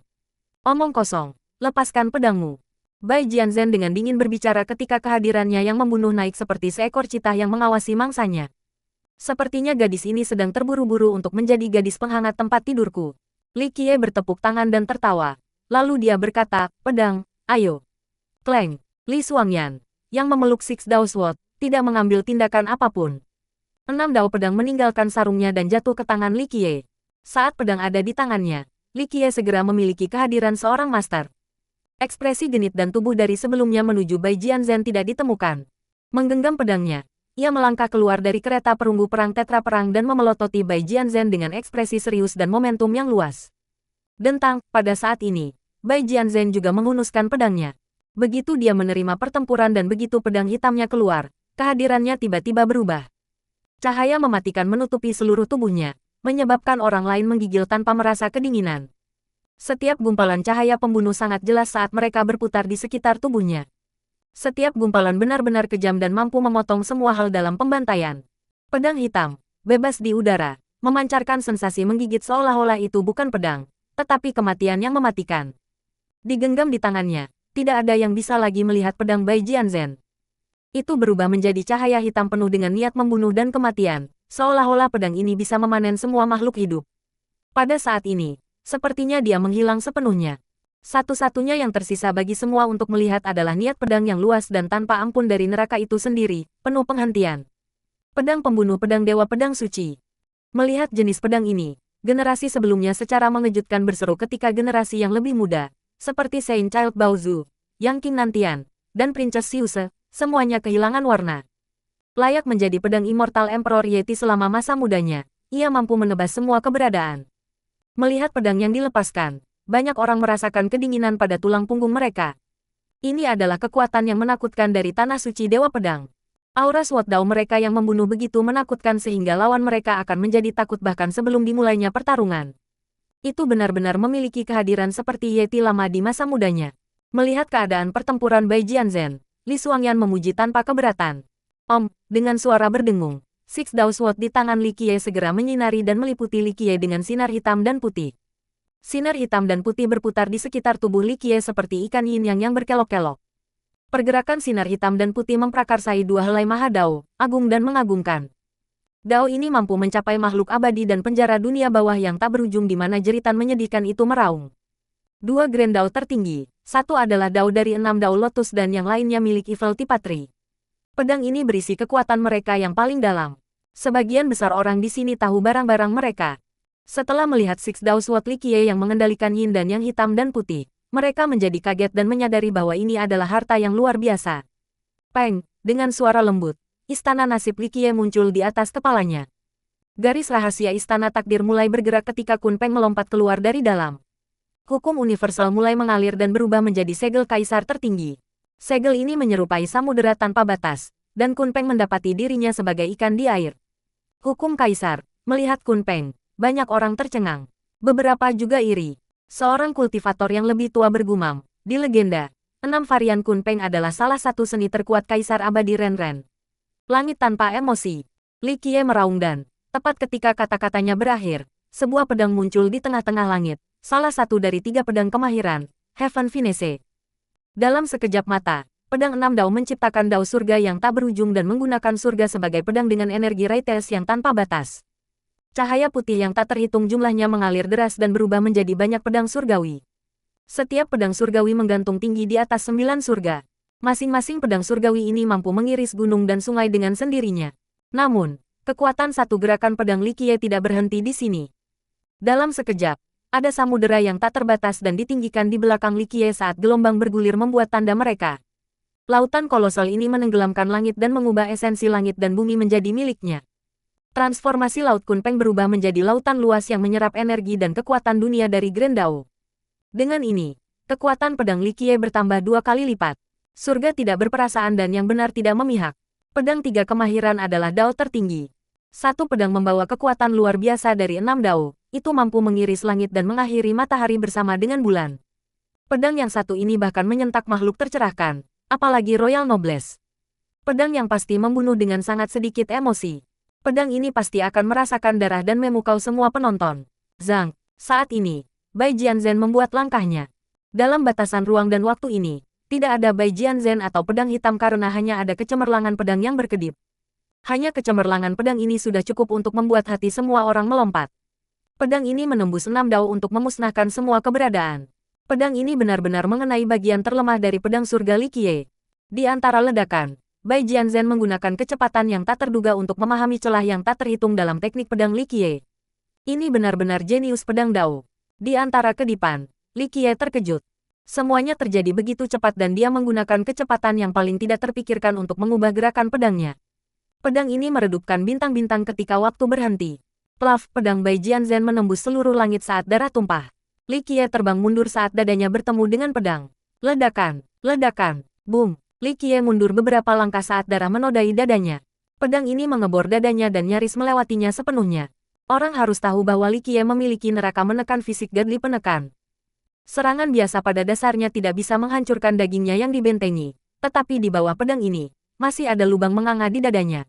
Baca novel bahasa Indonesia, lindovel.com. Emperor's Domination. Emperor's Domination Chapter 217. Chapter 217.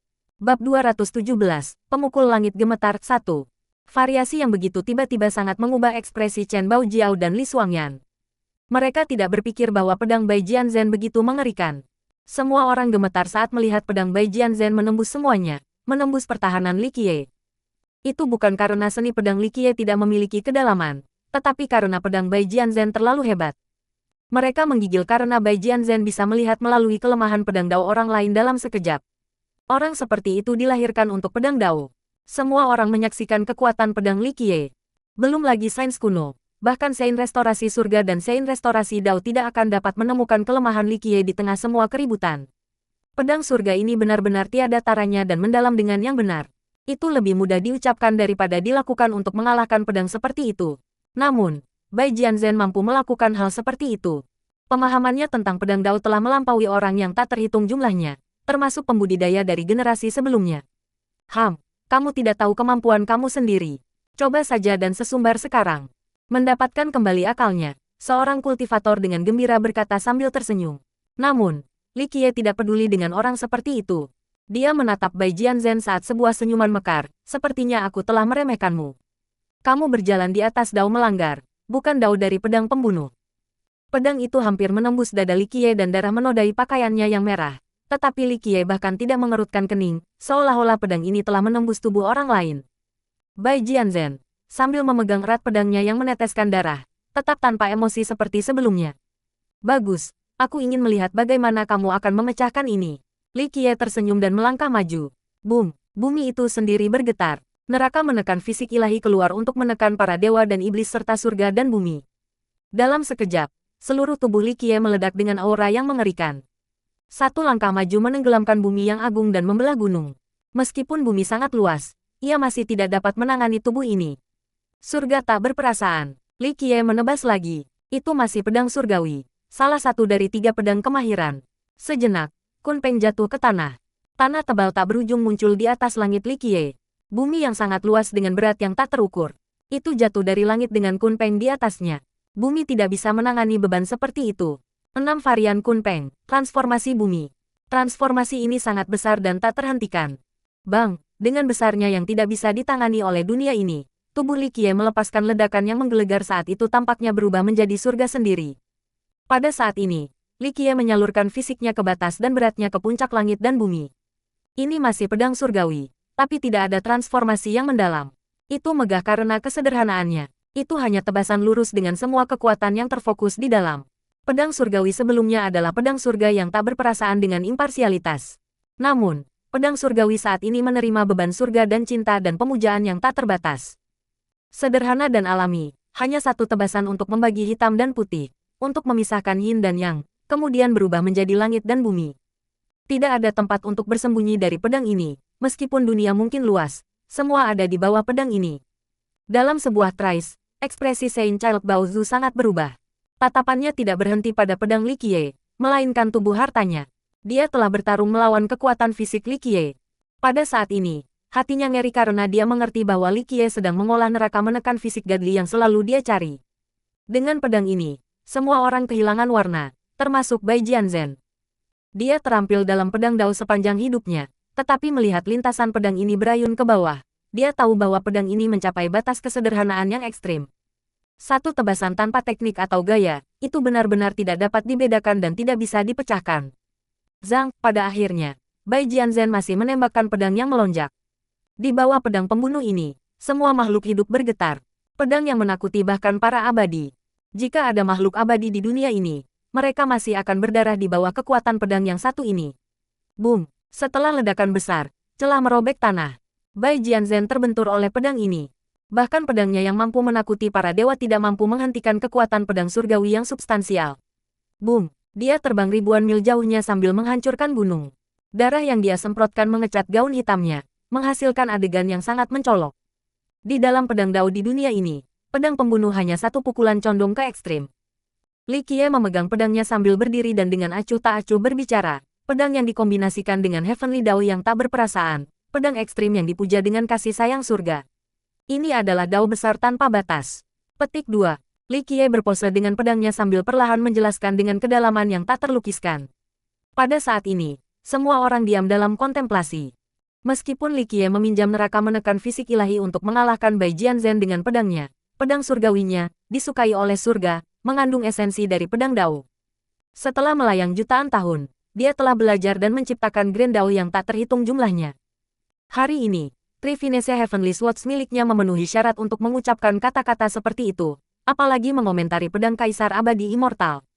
Tapi di detik ini, Li Qiye tiba-tiba merasa tidak nyaman dan dengan demikian, dia menggeser tubuhnya. Namun, sudah terlambat. Dalam sekejap, telapak tangan tanpa suara dan tak terlihat memukul punggungnya. Bang! Satu telapak tangan yang berisi 3 pukulan. Telapak tangan yang menembus dan terselubung ini memukul punggung Li Qiye dan menjatuhkannya menabrak gunung, menghasilkan kawah yang dalam. Palem kehancuran Grand Yin. Beberapa saat setelah telapak tangan ini menghantam Li Qiye, seseorang dengan kaget berseru, palem kehancuran Grand Yin dari Kerajaan Surgawi Selatan. Semuanya terjadi begitu cepat.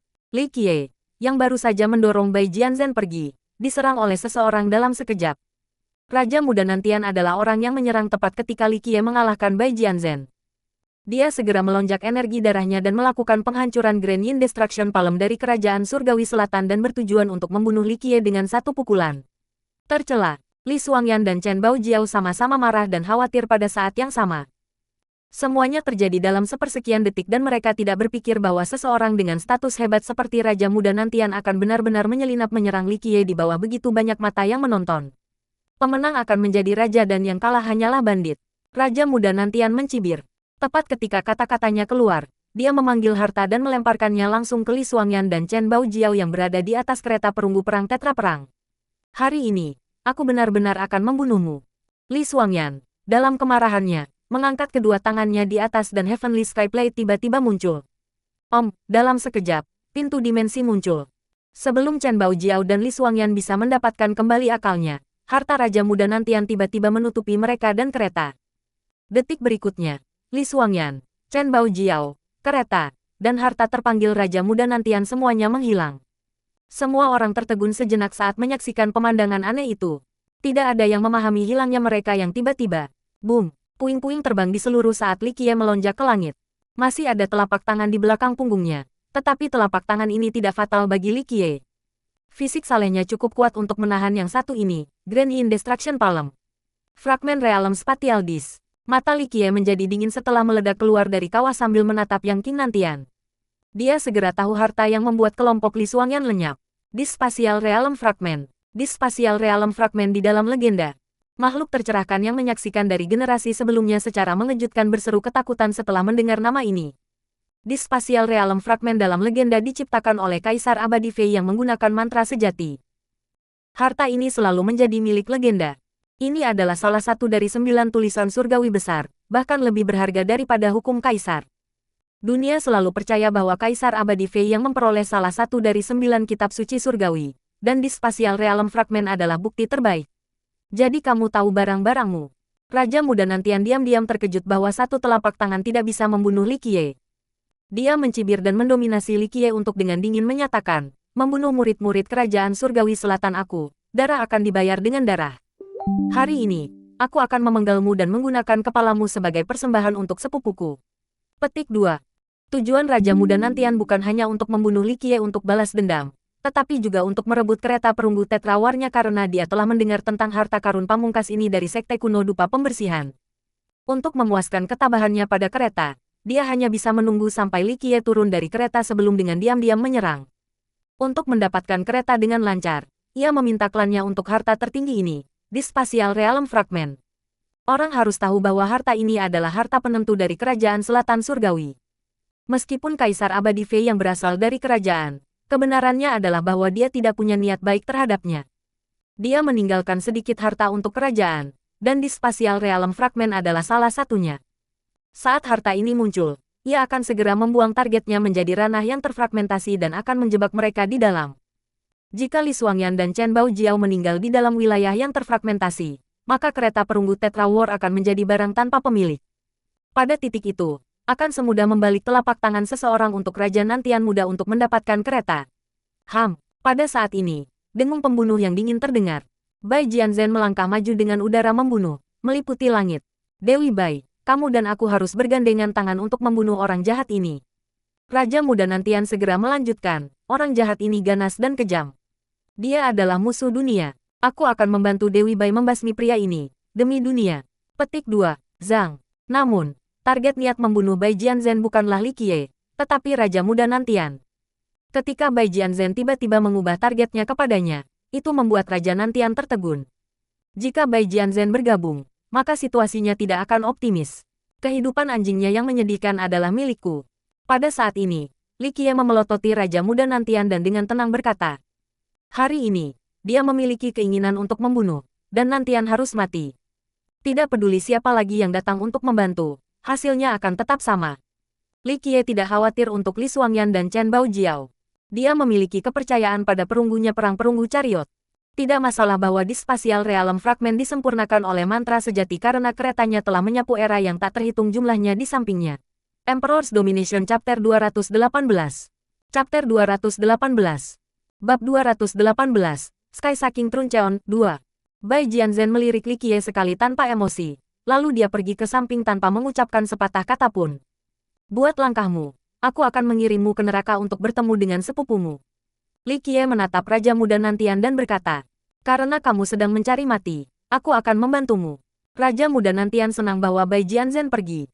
Dia mencibir saat mengeluarkan senjatanya. Boom! Saat senjata Raja Nantian Muda jatuh ke tanah, seluruh bumi bergetar. Ini adalah pentungan perunggu raksasa 1000 Zhang. Pada saat ini, tangan kanan Nantian menjadi besar dan dengan mudah mengambil pentungan raksasa ini. Pada titik ini, Life Wheel muncul di belakang Nantian saat energi darahnya menjulang tinggi di langit. Tiba-tiba, energi darahnya yang tak berujung menyembur bermil-mil. Itu sangat berlimpah, seolah-olah itu tak terbatas seperti banjir yang menghancurkan bendungan. Ini mengguncang bumi, menyebabkan orang lain kehilangan warna. Nantian adalah Saint Will yang dilahirkan secara alami. Energi darahnya terlalu besar dan tak seorang pun di generasi yang sama dapat membandingkannya. Meskipun dia adalah seorang bangsawan kerajaan, dia memiliki daya tahan makhluk yang tercerahkan. Energi darahnya mengejar orang suci kuno. Ini adalah kekagumannya. Sky Saking Truncheon. Melihat Nantian memegang pentungan perunggu yang sangat besar, seorang pembudidaya generasi sebelumnya mengenalinya dan bergumam, harta sejati surgawi berdaulat surgawi yang pernah terkenal dari kerajaan selatan surgawi. Heavenly Sovereign True Treasure. Mendengar ini, para pembudidaya generasi muda semuanya tertegun untuk sementara waktu. Mereka semua merasa bahwa senjata Heavenly Sovereign tidak layak untuk seseorang dengan status Raja Muda Nantian. Orang harus ingat bahwa bahkan Dao Child Sengtian menggunakan harta karun kehidupan Paragon. Meskipun Life Treasures dan True Treasures berada pada level yang sama, Life Treasure jauh dari sebanding dengan True Treasure. Ada beberapa Treasures benar Saint kuno yang bahkan bisa mengalahkan Treasures kehidupan surgawi Sovereign. Harta sejati khusus ini memiliki sejarah yang hebat. Itu mengikuti penguasa surgawi dari kerajaan selatan surgawi selama penaklukannya. Seorang kultivator yang lebih tua menjelaskan setelah melihat senjata. Ada seorang jenius di kerajaan selatan surgawi yang juga seorang nasib Saint alami. Dia secara kebetulan memperoleh biji takdir sejati-sejati. Biji jenis ini adalah inti dari berat, dan setelah dibuat menjadi pentungan perunggu, biji itu membawa 1 juta pon berat. Tidak semua orang bisa menggunakan harta sejati seperti itu. Hanya mereka yang memiliki energi darah kuat yang bisa menggunakannya dengan bebas. Ini adalah alasan mengapa Sky Saking Truncheon ini diturunkan ke Raja Nantian Muda. Bahkan makhluk tercerahkan akan mengerahkan semua kekuatannya hanya untuk membawanya. Tetapi tampaknya tidak ada apa-apa di tangan Raja Nantian Muda. Itu menunjukkan betapa bersemangatnya vitalitasnya. Makan ini, teriak Nantian dengan Sky Saking Truncheon di tangannya. Pentungan ini jatuh dengan kecepatan yang tak tertandingi. Meskipun tidak ada teknik di belakangnya, berat bersama dengan kecepatan, menciptakan gemuruh-gemuruh dan kilat berderak. Buka, Li Qiye menjerit dan mengayunkan tangannya dengan kuat untuk memenuhi pentungan yang mencolok. Bodoh-bodoh, melihat Li Qiye menggunakan tangan kosongnya untuk menghentikan pentungan, Nantian mencibir. Pemukul beratnya 1 juta pound. Satu serangannya lebih dari cukup untuk menghancurkan gunung dan sungai. Ledakan, ledakan, bergema, area tempat Li Qiye berdiri segera tenggelam saat bumi hancur, menghasilkan retakan saat tubuh Li Qiye hancur ke bumi. Kekuatan ini membuka mata semua orang. Berat seperti itu akan menyerang siapapun menjadi bubur. Bahkan Sein kuno tidak akan berani menggunakan tubuhnya untuk memblokir serangan seperti itu. Bocah kecil ini terlalu sombong. Dia hanya mencari kematiannya sendiri. Seorang penonton mencibir setelah melihat pertukaran itu. Bahkan bumi berubah menjadi potongan-potongan kecil. Jadi semua orang di sini berasumsi bahwa Li Qiye sudah mati pasti kali ini. Rumble. Namun, pada saat yang sama, puing-puing terbang kemana-mana. Li Qiye bangkit dari lubang. Pada saat ini, rambutnya berdebu sementara lengannya berlumuran darah. Tanpa ragu, dia terluka oleh Sky saking Truncheon. Tidak mungkin, melihat bahwa hanya lengan Li Qiye yang berlumuran darah, ekspresi Raja Muda Nantian sangat berubah. Dia tahu sangat jelas kekuatan serangannya sebelumnya. Bahkan makhluk tercerahkan yang menghalanginya dengan dagingnya akan dirubah menjadi daging cincang, tetapi Li Qiye hanya memiliki lengan berlumuran darah. Bahkan tangannya tetap melekat, tubuh macam apa yang tak terpikirkan adalah ini. Melihat pemandangan seperti itu membuat banyak orang terengah-engah. Fisik seperti apa yang harus ada untuk dapat memblokir kekuatan jutaan dan jutaan pound. Fisik ini terlalu abnormal. Saint Child Baozu, yang pernah bertarung dengan Li Qiye sebelumnya, tidak bisa berhenti menatap. Meskipun dia berusaha menekannya, dia tidak bisa menyembunyikan kecemburuannya yang dalam. Pada saat ini, dia mengerti bahwa Li Qiye benar-benar mengolah neraka menekan fisik ilahi yang kudus. Ini adalah tujuannya, pengejarannya dalam hidup. Giliranku, Li Qiye dengan tegas berteriak. Dia membentangkan lengannya yang membentang hingga 1000 mil dan menempel di puncak gunung yang menjulang. Dia menggunakan semua kekuatannya untuk mengepalkannya dan, setelah bunyi gertakan, langit dan bumi berputar. Seluruh puncak luhur itu dipegang oleh tangan raksasa Li Qiye. Pergi. Dalam sekejap, gunung raksasa itu dilemparkan oleh Li Qiye dengan momentum yang paling mendominasi. Bukan hal yang sulit untuk melempar gunung dengan fisik godly-nya. Ark, dengan ekspresi terkejut, Raja Muda Nantian berteriak dan dengan kuat mengayunkan pentungannya yang berat. Boom! Lumpur dan bebatuan mengalir turun dari langit seperti air terjun. Raja Muda Nantian tersingkir seperti lalat untuk jarak yang sangat jauh. Dia sangat menabrak tanah dan menciptakan lubang di mana bagian bawahnya tidak terlihat. Semua orang menjadi tercengang. Ini agak terlalu konyol. Raja Muda Nantian menggunakan pentungan sebagai senjatanya, tetapi Li Qiye bahkan lebih tirani dan menggunakan gunung sebagai senjatanya. Beberapa saat kemudian, Nantian bergegas keluar dari lubang yang dalam. Dia batuk darah sementara tubuhnya yang babak belur berlumuran darah. Fisiknya tidak menantang seperti Li Qiye. Meskipun pentungannya memblokir serangan Li Qiye, tubuhnya menyentuh tanah dan banyak tulang patah. Pada titik ini, True Fate dari Raja Muda Nantian muncul dan menyerap energi dunia untuk menghujani cederanya. Dia adalah seorang Royal Noble, dan takdir sejatinya telah terbentuk ke dalam kehendak Primal Soul. Selama takdir sejatinya ada, dia masih akan bertahan bahkan jika dagingnya dihancurkan. Keuntungannya adalah energi darahnya yang tak tertandingi bersama dengan pentungannya yang berat. Dia tidak berpikir bahwa dia akan terlempar, hari ini, oleh Li Qiye. Bagaimana mungkin dia tidak menjadi gila? Dia meraung dengan marah dan roda kehidupan, seperti bulan purnama, muncul di belakangnya. Pada saat ini, di atas life wheel-nya, harta umur panjang muncul. Catatan yang jelas beresonansi saat harta umur panjang Nantian muncul. Energi darah melonjak dari cakrawala seperti air terjun yang turun saat darah panjang umur mengalir di roda kehidupan dan meledak dengan jumlah energi yang tak terbatas. Dalam sekejap, energi darah ini menyelimuti 100.000 mil dari langit. Bang bang bang. Energi darah yang menakutkan berputar terus-menerus, memberikan sensasi bahwa langit dan bumi pun berputar. Pada saat ini, matahari dan bulan kehilangan pancaran mereka karena semuanya menjadi gelap karena berada dalam kekuatan Raja Muda Nantian. Bagian yang bahkan lebih mengerikan adalah bahwa Vermilion Bird melonjak dari harta umur panjang Nantian. Itu mengayunkan sayapnya, mengipasi energi darah yang tak ada habisnya. Dalam sekejap mata, lautan darah menenggelamkan langit dan mengaburkan segalanya. Semua orang melihat lautan darah di langit dengan mata terbuka lebar. Energi darah konyol apa yang dibutuhkan untuk bisa menutupi langit seperti ini? Cincin kehidupan burung surgawi, dan hukum umur panjang Vermilion Bird. Melihat energi yang meletus dari Raja Nantian muda, bahkan makhluk tercerahkan pun menggigil. Banyak ekspresi menjadi redup karena energi darah penuh seperti itu cukup mengerikan. Pada tingkat ini, Kemahiran dan fleksibilitas teknik dalam pertempuran dan kekuatan Life Treasures tampak sepele, hanya energi darah yang merupakan senjata paling kuat. Hukum umur panjang Kaisar Abadi. 1 juta tahun cincin kehidupan. Banyak orang kagum dan iri dengan vitalitas Nantian karena melihat penampilannya. Raja muda Nantian adalah Saint Will alami, jadi dia sudah memiliki energi darah yang melonjak. Yang bahkan lebih luar biasa adalah bahwa ia memiliki cincin kehidupan burung surgawi untuk pusaka leluhurnya. Cincin kehidupan ini disempurnakan dari burung api surgawi berusia 1 juta tahun. Orang hanya bisa membayangkan betapa agung dan kuatnya cincin kehidupan dari roh umur panjang berumur 1 juta tahun. Selain itu, hukum panjang umur Raja Muda Nantian juga merupakan hukum kelayakan Kaisar Abadi. Hukum umur panjang burung vermilion yang ditinggalkan oleh Kaisar Abadi Fei Yang. Hukum Kaisar Abadi dikombinasikan dengan bakat suci Saint Nantian hanya menambah sayap pada harimau. Bagian yang lebih mengejutkan adalah bahwa Vermilion Bird Law dan Heavenly Bird Life Ring cocok dengan sempurna dan tak terhingga memperkuat vitalitas Raja Muda Nantian. Mati. Dipukul oleh Li Qiye sangat memalukan. Jadi Raja Muda Nantian meraung dan membanting Sky Saking Truncheon ke depan. Pemogokan yang kuat ini menghancurkan jalinan ruang dan menciptakan gambar gunung-gunung besar yang menjulang di langit. Sejumlah besar energi darah berubah menjadi kekuatan yang paling kuat, memungkinkan serangan Raja Nantian muda untuk membunuh orang suci kuno. Kekuatan pemukul ini menyedot warna dari semua penonton.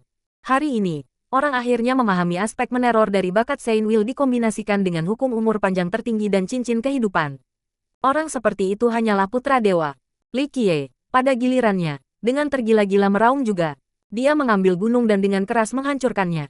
Pertempuran saat ini tidak bergantung pada teknik, sebaliknya, hanya ada bobot absolut yang mampu menghancurkan semua hukum universal. Bang bang bang. Kedua belah pihak melepaskan 3 pukulan satu sama lain. Sky Saking Truncheon secara brutal bertabrakan dengan puncak gunung, menyebabkan dunia mengubah naungannya saat bintang jatuh. Tiba-tiba, lumpur dan batu jatuh dari langit seperti mata air. Li Qiye tidak menggunakan senjata, jadi dia dirugikan. Meskipun gunung itu sangat besar, itu tidak sebanding dengan pentungan. Penderitaan serangan demi serangan dari pentungan, gunung akhirnya benar-benar runtuh dan pukulan berat menghantam tubuh Li Qiye. Li Qiye hancur, jatuh seperti bintang jatuh melalui 3 gunung. Akhirnya, tubuhnya dihantam di dalam gunung terakhir. Melihat pemandangan yang begitu mendominasi menyebabkan semua orang menjadi sedih. Kekuatan super dan energi darah yang menutupi langit, itu tidak bisa menjadi lebih megah dari pemandangan saat ini.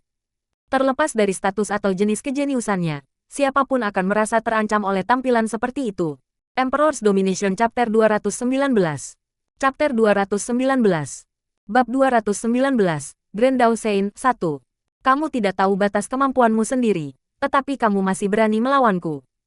The Sky Saking Truncheon dalam genggaman Raja Nantian jatuh ke tanah, menyebabkan gempa bumi karena sekitar 100 mil segera tenggelam. Satu helai rumput memenggal bintang-bintang, satu kelopak bunga menabrak matahari dan bulan, tidak akan ada pemandangan lain yang lebih cocok dengan ungkapan ini. Bakat Saint Will tidak lebih lemah dari Saint Fate dan Saint Physique. Seorang tua Enlightened Being bergumam.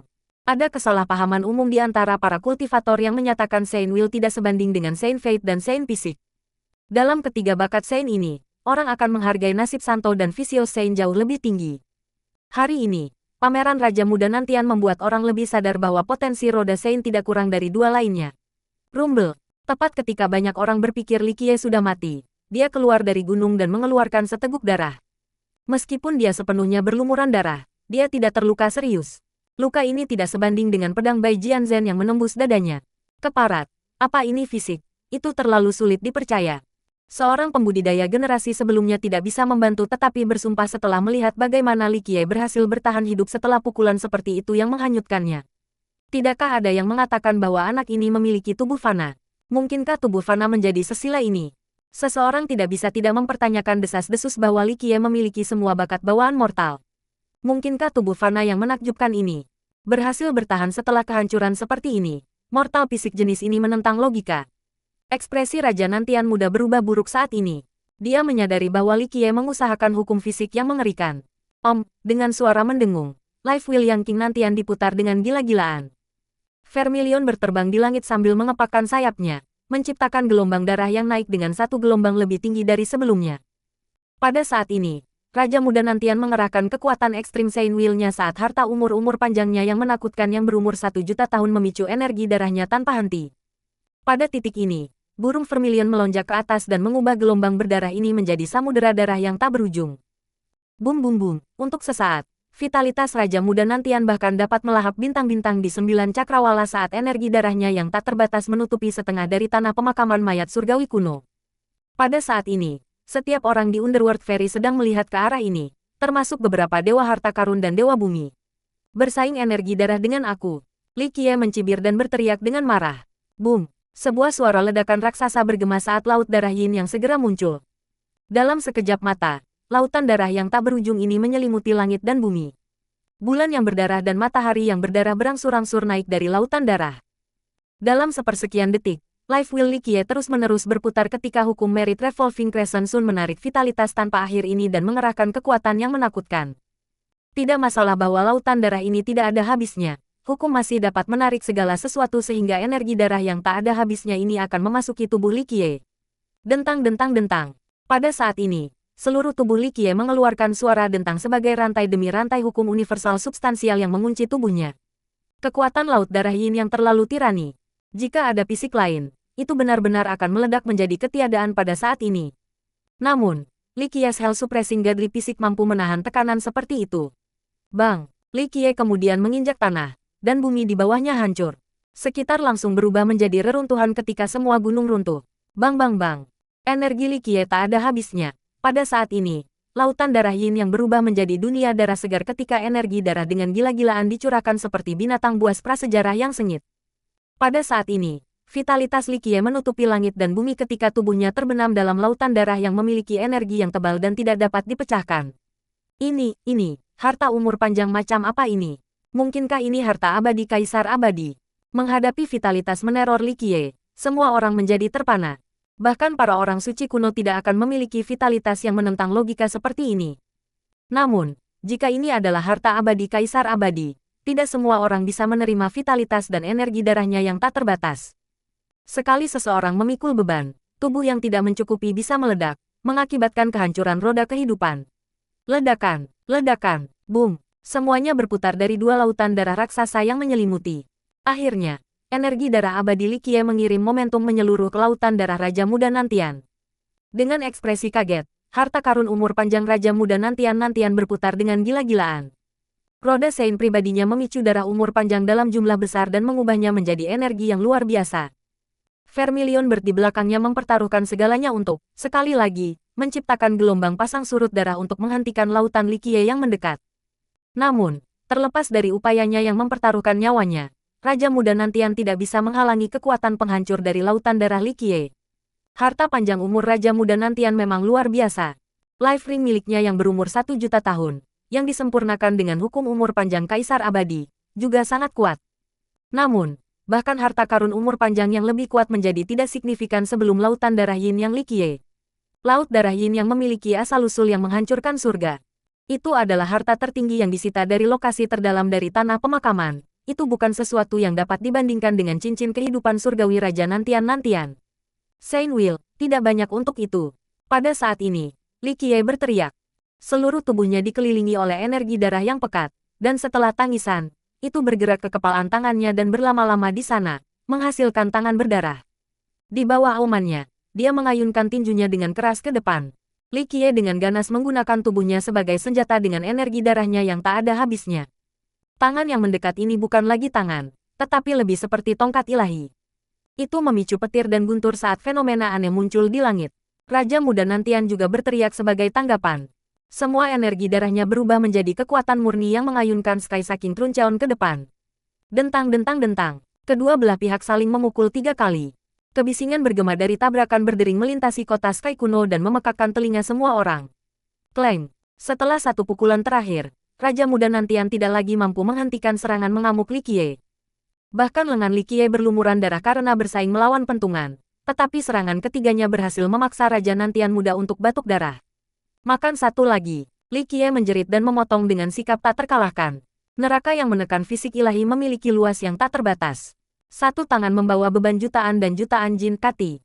Setelah diperkuat oleh energi darah laut Yin yang darah, kekuatan meneror dari potongan yang satu ini tidak terhitung. Boom! Raja Muda Nantian hanya bisa menggunakan pentungan untuk memblokir potongan ini.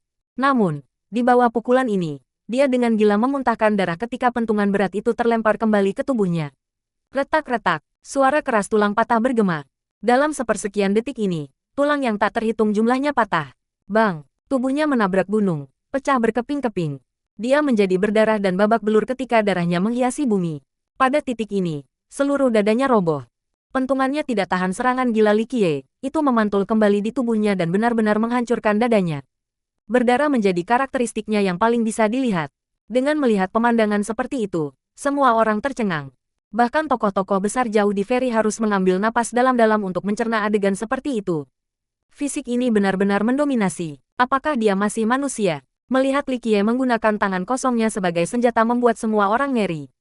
Orang ini 100 kali lebih menakutkan daripada naga yang mengamuk. Pada titik ini, Raja Muda Nantian tidak lagi berani bertarung. Dia berbalik dan melarikan diri ke arah Underworld Fairy. Dia takut keluar dari pikirannya dan segera mencari perlindungan sekte. Kalau tidak, dia pasti akan mati dalam pertempuran ini. Di mana kamu melarikan diri ke? Melihat lawan yang melarikan diri, Li Qiye dengan dingin berteriak dan segera mengejar. Melihat Raja Muda Nantian dikalahkan dan harus melarikan diri, semua orang tidak percaya. Adapun generasi muda, tidak perlu dikatakan. Bahkan para jenius yang menganggap diri mereka luar biasa dan sebelumnya memiliki permusuhan terhadap Li Qiye pucat dalam ketakutan saat ini. Sedangkan untuk Saint Child Baozu, ekspresinya menjadi gelap. Dia mengerti bahwa fisik Li Qiye telah mencapai penyelesaian kecil. Bahkan jika itu tidak selesai, itu tidak jauh. Apa artinya memiliki tubuh neraka yang menekan tubuh iblis hanya dengan penyelesaian ringan? Ini adalah salah satu dari 12 immortal fisik Orang harus tahu bahwa pada saat penyelesaian besar immortal fisik, tidak peduli apa kultivasi dan peringkat mereka, mereka benar-benar mampu berguling Raja Langit.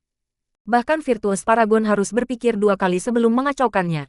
Sebuah neraka menekan fisik ilahi pada penyelesaian kecil, tidak masalah apakah Li Qiye adalah pahlawan bernama atau Royal Noble. Dia akan dapat langsung mengalahkan orang suci kuno dan bahkan penguasa surgawi. Bahkan ketika dia adalah Saint fisik pada penyelesaian Grand, dia tidak akan memiliki sedikit pun keuntungan versus penyelesaian kecil Li Qiye, belum lagi bahwa dia masih jauh dari penyelesaian Grand. Jika Paragon berbudi luhur juga memiliki penyelesaian neraka menekan fisik ilahi, maka kecuali seorang kaisar abadi terbentuk, tidak ada yang akan bisa menghentikannya. Sederhananya, dia akan bisa membunuh semua dewa dan iblis yang ada di jalannya. Bahkan jika itu adalah kaisar abadi, dia masih bisa bertarung. Mungkin, kemenangan tidak bisa diraih, tetapi dia pasti akan berhasil tetap hidup. Setelah memikirkan sampai titik ini, Santo anak Baozu mencengkeram tinjunya dengan wajah yang tidak menyenangkan. Begitu Li Qiye mencapai penyelesaian sempurna, dia tidak akan pernah bisa mengejar ketinggalan. The Hell Suppressing Godly Physique, bocah ini pasti mengolah Hell Suppressing Godly Physique, salah satu dari 12 immortal fisik. Pada saat ini, karakter yang lebih tua dari generasi sebelumnya menyadari sesuatu, dan dia bergumam dengan ekspresi kaget. Neraka menekan fisik ilahi. Mendengar nama ini, banyak orang yang takjub dengan gangguan dalam pikiran mereka. Salah satu dari 12 immortal fisik, ini adalah sesuatu yang semua orang impikan. Dari zaman dahulu sampai sekarang, berapa banyak orang yang benar-benar berhasil mengembangkan hukum fisik abadi? Ini tidak mungkin. Aku belum pernah mendengar tentang sekte dupa pembersihan kuno yang memiliki neraka menekan hukum fisik ilahi. Petik 2. Emperor's Domination Chapter 220. Chapter 220. Babak 220. Grand Dao Saint 2. Sudah menjadi rahasia umum bahwa hukum fisik immortal jauh lebih berharga dibandingkan dengan hukum kaisar. Beberapa orang bahkan membandingkannya dengan Heaven's Will Secret Laws. Untuk sesaat, mata yang tak terhitung jumlahnya menjadi keruh dengan pikiran. Tidak masalah apakah Li Qiye benar-benar mengolah fisik abadi atau tidak, mereka harus menganggap bahwa dia, bukannya sebaliknya. Mempertimbangkan betapa fisik Li Qiye yang menantang di surga saat ini, peluangnya untuk mengolah hukum fisik abadi sangat tinggi. Bahkan penyelesaian neraka kecil yang menekan fisik ilahi itu sangat menakutkan. Terlebih lagi, saat kultivasi seseorang meningkat, tubuh keabadian mereka akan menjadi lebih menakutkan. Sebagai contoh, 2 paragon berbudi luhur di tingkat yang sama. Jika salah satu dari mereka memiliki immortal fisik, mereka akan menghancurkan lawan mereka dan membunuh mereka seolah-olah itu bukan apa-apa. Ini adalah bagian yang meneror tentang tubuh abadi. Hanya dalam satu passing pendek, banyak pembudidaya menganggap penampilan serius dengan mata berkilau di mata mereka. Hukum fisik abadi, itu lebih berharga daripada hukum kaisar, dan bahkan lebih jarang daripada hukum rahasia surga. Siapapun akan mengeluarkan air liur untuk item seperti itu. Di mana kamu melarikan diri ke? Raja Muda Nantian melarikan diri setelah kekalahannya dan mati-matian berlari menuju Underworld Fairy. Dia takut keluar dari pikirannya dan tidak berani berhenti sama sekali. Dia mengerahkan semua kekuatannya dan memanfaatkan kecepatan cepat untuk berlari sementara Li Qiye berteriak di belakangnya saat dia mengejar. Dia tidak akan berhenti sampai Raja Muda nantian meninggal di tangannya. Kedua belah pihak menyeberangi 10.000 mil hanya dalam sekejap. Raja Muda nantian terbang di udara sementara Li Qiye mengejar dengan berjalan kaki. Meskipun demikian, Raja Muda nantian tidak bisa menyingkirkan Li Qiye. 6 varian Kunpeng memiliki kecepatan yang menakutkan. Tidak peduli berapa banyak metode dan skema yang dicoba nantian, ia tetap tidak dapat melarikan diri dari pengejaran Li Qiye. Banyak orang terkejut dengan menyaksikan pemandangan seperti itu. Keturunan kerajaan Selatan Surgawi dan jenius generasi muda, Raja Muda nantian dianggap sangat menjanjikan oleh banyak orang. Hari ini, dia dikejar oleh iblis kecil seperti anjing. Ini sangat sulit dipercaya. Setelah banyak upaya, Raja Muda nantian akhirnya berhasil sampai ke Underworld Ferry dan melihat pangkalan kerajaan Selatan Surgawi. Dia menggunakan kecepatan tercepat untuk bergerak maju, dan para ahli dari kerajaan segera berlari keluar untuk menyambutnya. Mereka bersiap untuk mengusir musuh bagi Raja Muda mereka. Tiba-tiba, di Underworld Ferry, banyak orang melihat pemandangan ini. Meskipun mata mereka tetap tertutup, bahkan Treasure Lord yang acuh tak acuh menatap ke arah ini. Setelah mengejar ke ferry dengan satu napas dan melihat sungai Underworld yang tak terbatas, Li Qiye mencibir dan segera mengikuti nantian yang melarikan diri ke markasnya. Sebelum Li Qiye dapat mencapai pangkalan kerajaan Surgawi Selatan, puluhan ahli mereka bertemu dan langsung berteriak sebelum mengelilingi Li Qiye. Scram! Dengan energi darahnya yang tinggi dan vitalitas yang kental, Li Qiye meraung dan tanpa ampun mengayunkan tangannya ke depan ketika bertemu dengan para ahli dari kerajaan Selatan Surgawi. Selusin ahli terkejut dan mereka semua memanggil Life Treasures mereka yang kuat. Namun, setelah ledakan keras, terlepas dari Life Treasures macam apa yang ada, mereka semua hancur di bawah dua tangan Li Qiye. Sekelompok ahli dengan gila memuntahkan darah dan meroket di luar saat bumi hampir hancur. Junior, jangan sombong. Melihat begitu banyak ahli yang tidak dapat menghentikan Li Qiye, makhluk yang tercerahkan dari kerajaan Selatan Surgawi akhirnya berteriak dan membuka mulutnya untuk mengeluarkan sebuah pagoda. Pagoda itu terbang di udara dan segera menjadi sebesar gunung besar. Dengan roda kehidupannya bergerak, lautan darah yin yang memicu gelombang darah ribuan zang yang tinggi dan menenggelamkan langit dan bumi dalam sedetik. Cahaya dalam inner fisiknya sangat terang ketika Hell Suppressing Godly Fisik meletus gelombang demi gelombang aura ilahi. Scram! Menghadapi penindasan yang datang dari pagoda seperti gunung, Li Qiye bahkan tidak memukul bulu mata saat dia membanting ke depan dengan kedua tangan. Sikap yang mendominasi seperti itu menarik banyak orang dari orang lain. Ini adalah 5 makhluk surgawi yang tercerahkan, dan pagodanya adalah harta karun kehidupan surgawi. Itu bertindak sebagai penjara dunia, sesuatu yang mampu menekan semua bangsawan kerajaan. Dentang, lengannya mendaratkan pukulan berat di atas pagoda ini, menghancurkannya kembali ke makhluk yang tercerahkan. Ketakutan, makhluk tercerahkan memutuskan untuk menggunakan mantra untuk menghentikan pagodanya. Boom, makhluk tercerahkan tidak mampu menghentikan pagodanya, dan dia terlempar pergi sambil menyemprotkan darah. Menyaksikan tontonan ini membuat banyak master di Ferry kagum. 5 surga tercerahkan tersesat hanya dari satu pukulan. Ini terlalu menantang surga dan kuat. Bagaimana mereka bisa tahu bahwa di bawah hiruk-pikuk lautan darah yin yang, neraka Li Qiye menekan fisik ilahi yang meledak-meledakkan kekuatan yang mampu menghentikan para dewa dan iblis. Neraka menekan fisik ilahi, makhluk tercerahkan yang tersingkir berjuang untuk menstabilkan dirinya dan menjerit ngeri. Menderita pukulan hebat setelah pertukaran ini dengan Li Qiye, makhluk tercerahkan ini segera tahu apa itu fisik Li Qiye. Itu benar-benar neraka menekan fisik ilahi. Sebelumnya, banyak orang berspekulasi ini, tetapi setelah mendengarnya, mereka semua mengambil napas dingin. The Heavenly Southern Enlightened Being telah mengujinya secara pribadi sebelum menarik kesimpulan ini. Ini bukan lagi pertanyaan. Salah satu dari 12 immortal fisik. Jika ini mencapai penyelesaian sempurna, maka bahkan seorang bangsawan kerajaan akan dapat memusnahkan Raja Surgawi. Pada saat ini, banyak orang kehilangan warna mereka. Hancurkan. Melangkah ke markas kerajaan Selatan Surgawi dan melihat Raja Muda nantian, Li Qiye dengan keras dihancurkan dengan pukulan yang menghukum langit dan bumi, dengan kekuatan yang mampu memecah mil gunung dan sungai. Boom! Pemogokan Li Qiye yang sangat mendominasi tidak menghantam Raja Muda nantian karena diblokir oleh seorang pria parubaya. Pria parubaya ini sangat heroik. Seluruh tubuhnya ditutupi oleh aura yang luas dan dia memiliki vitalitas yang kuat dan kekuatan muda yang menekan. Rasanya seolah dia diberkati dan dilindungi oleh cinta jutaan eksistensi. Nantian Hudu, guru nasional kerajaan Selatan Surgawi. Melihat pria parubaya ini menghalangi pemogokan kuat Li Qiye, banyak orang berseru dengan heran. Dikabarkan sebagai jenius 8 istana, seorang Grand Daosein. Seorang suci kuno di dekatnya terkejut melihat pria parubaya ini. Bahkan Grand Sein akan mengerikan terhadap orang seperti itu. 8 Istana Jenius, Grand Dao Sein. Mendengar kata-kata ini, bahkan orang-orang yang tidak tahu Nantian Hudu masih khawatir. Penggarap, sepanjang hidup mereka, memiliki 3 peluang untuk membuka Istana Nasib.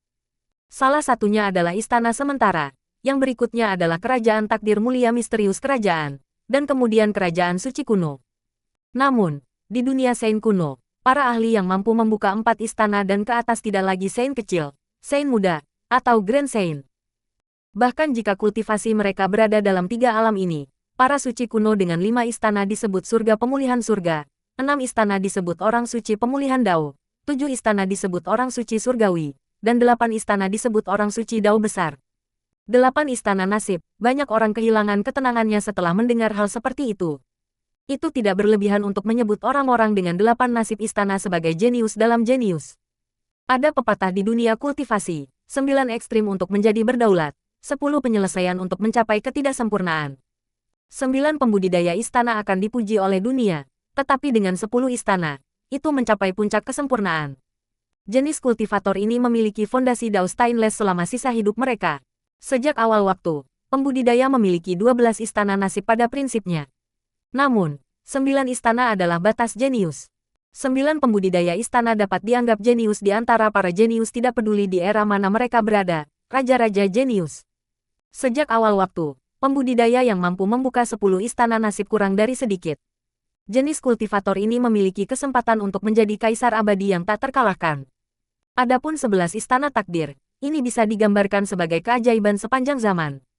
Orang-orang yang mencapai 11 istana, sejak awal sepanjang masa, dapat dihitung dengan 5 jari. 12 istana nasib, ini bahkan bukan sesuatu yang dipikirkan orang.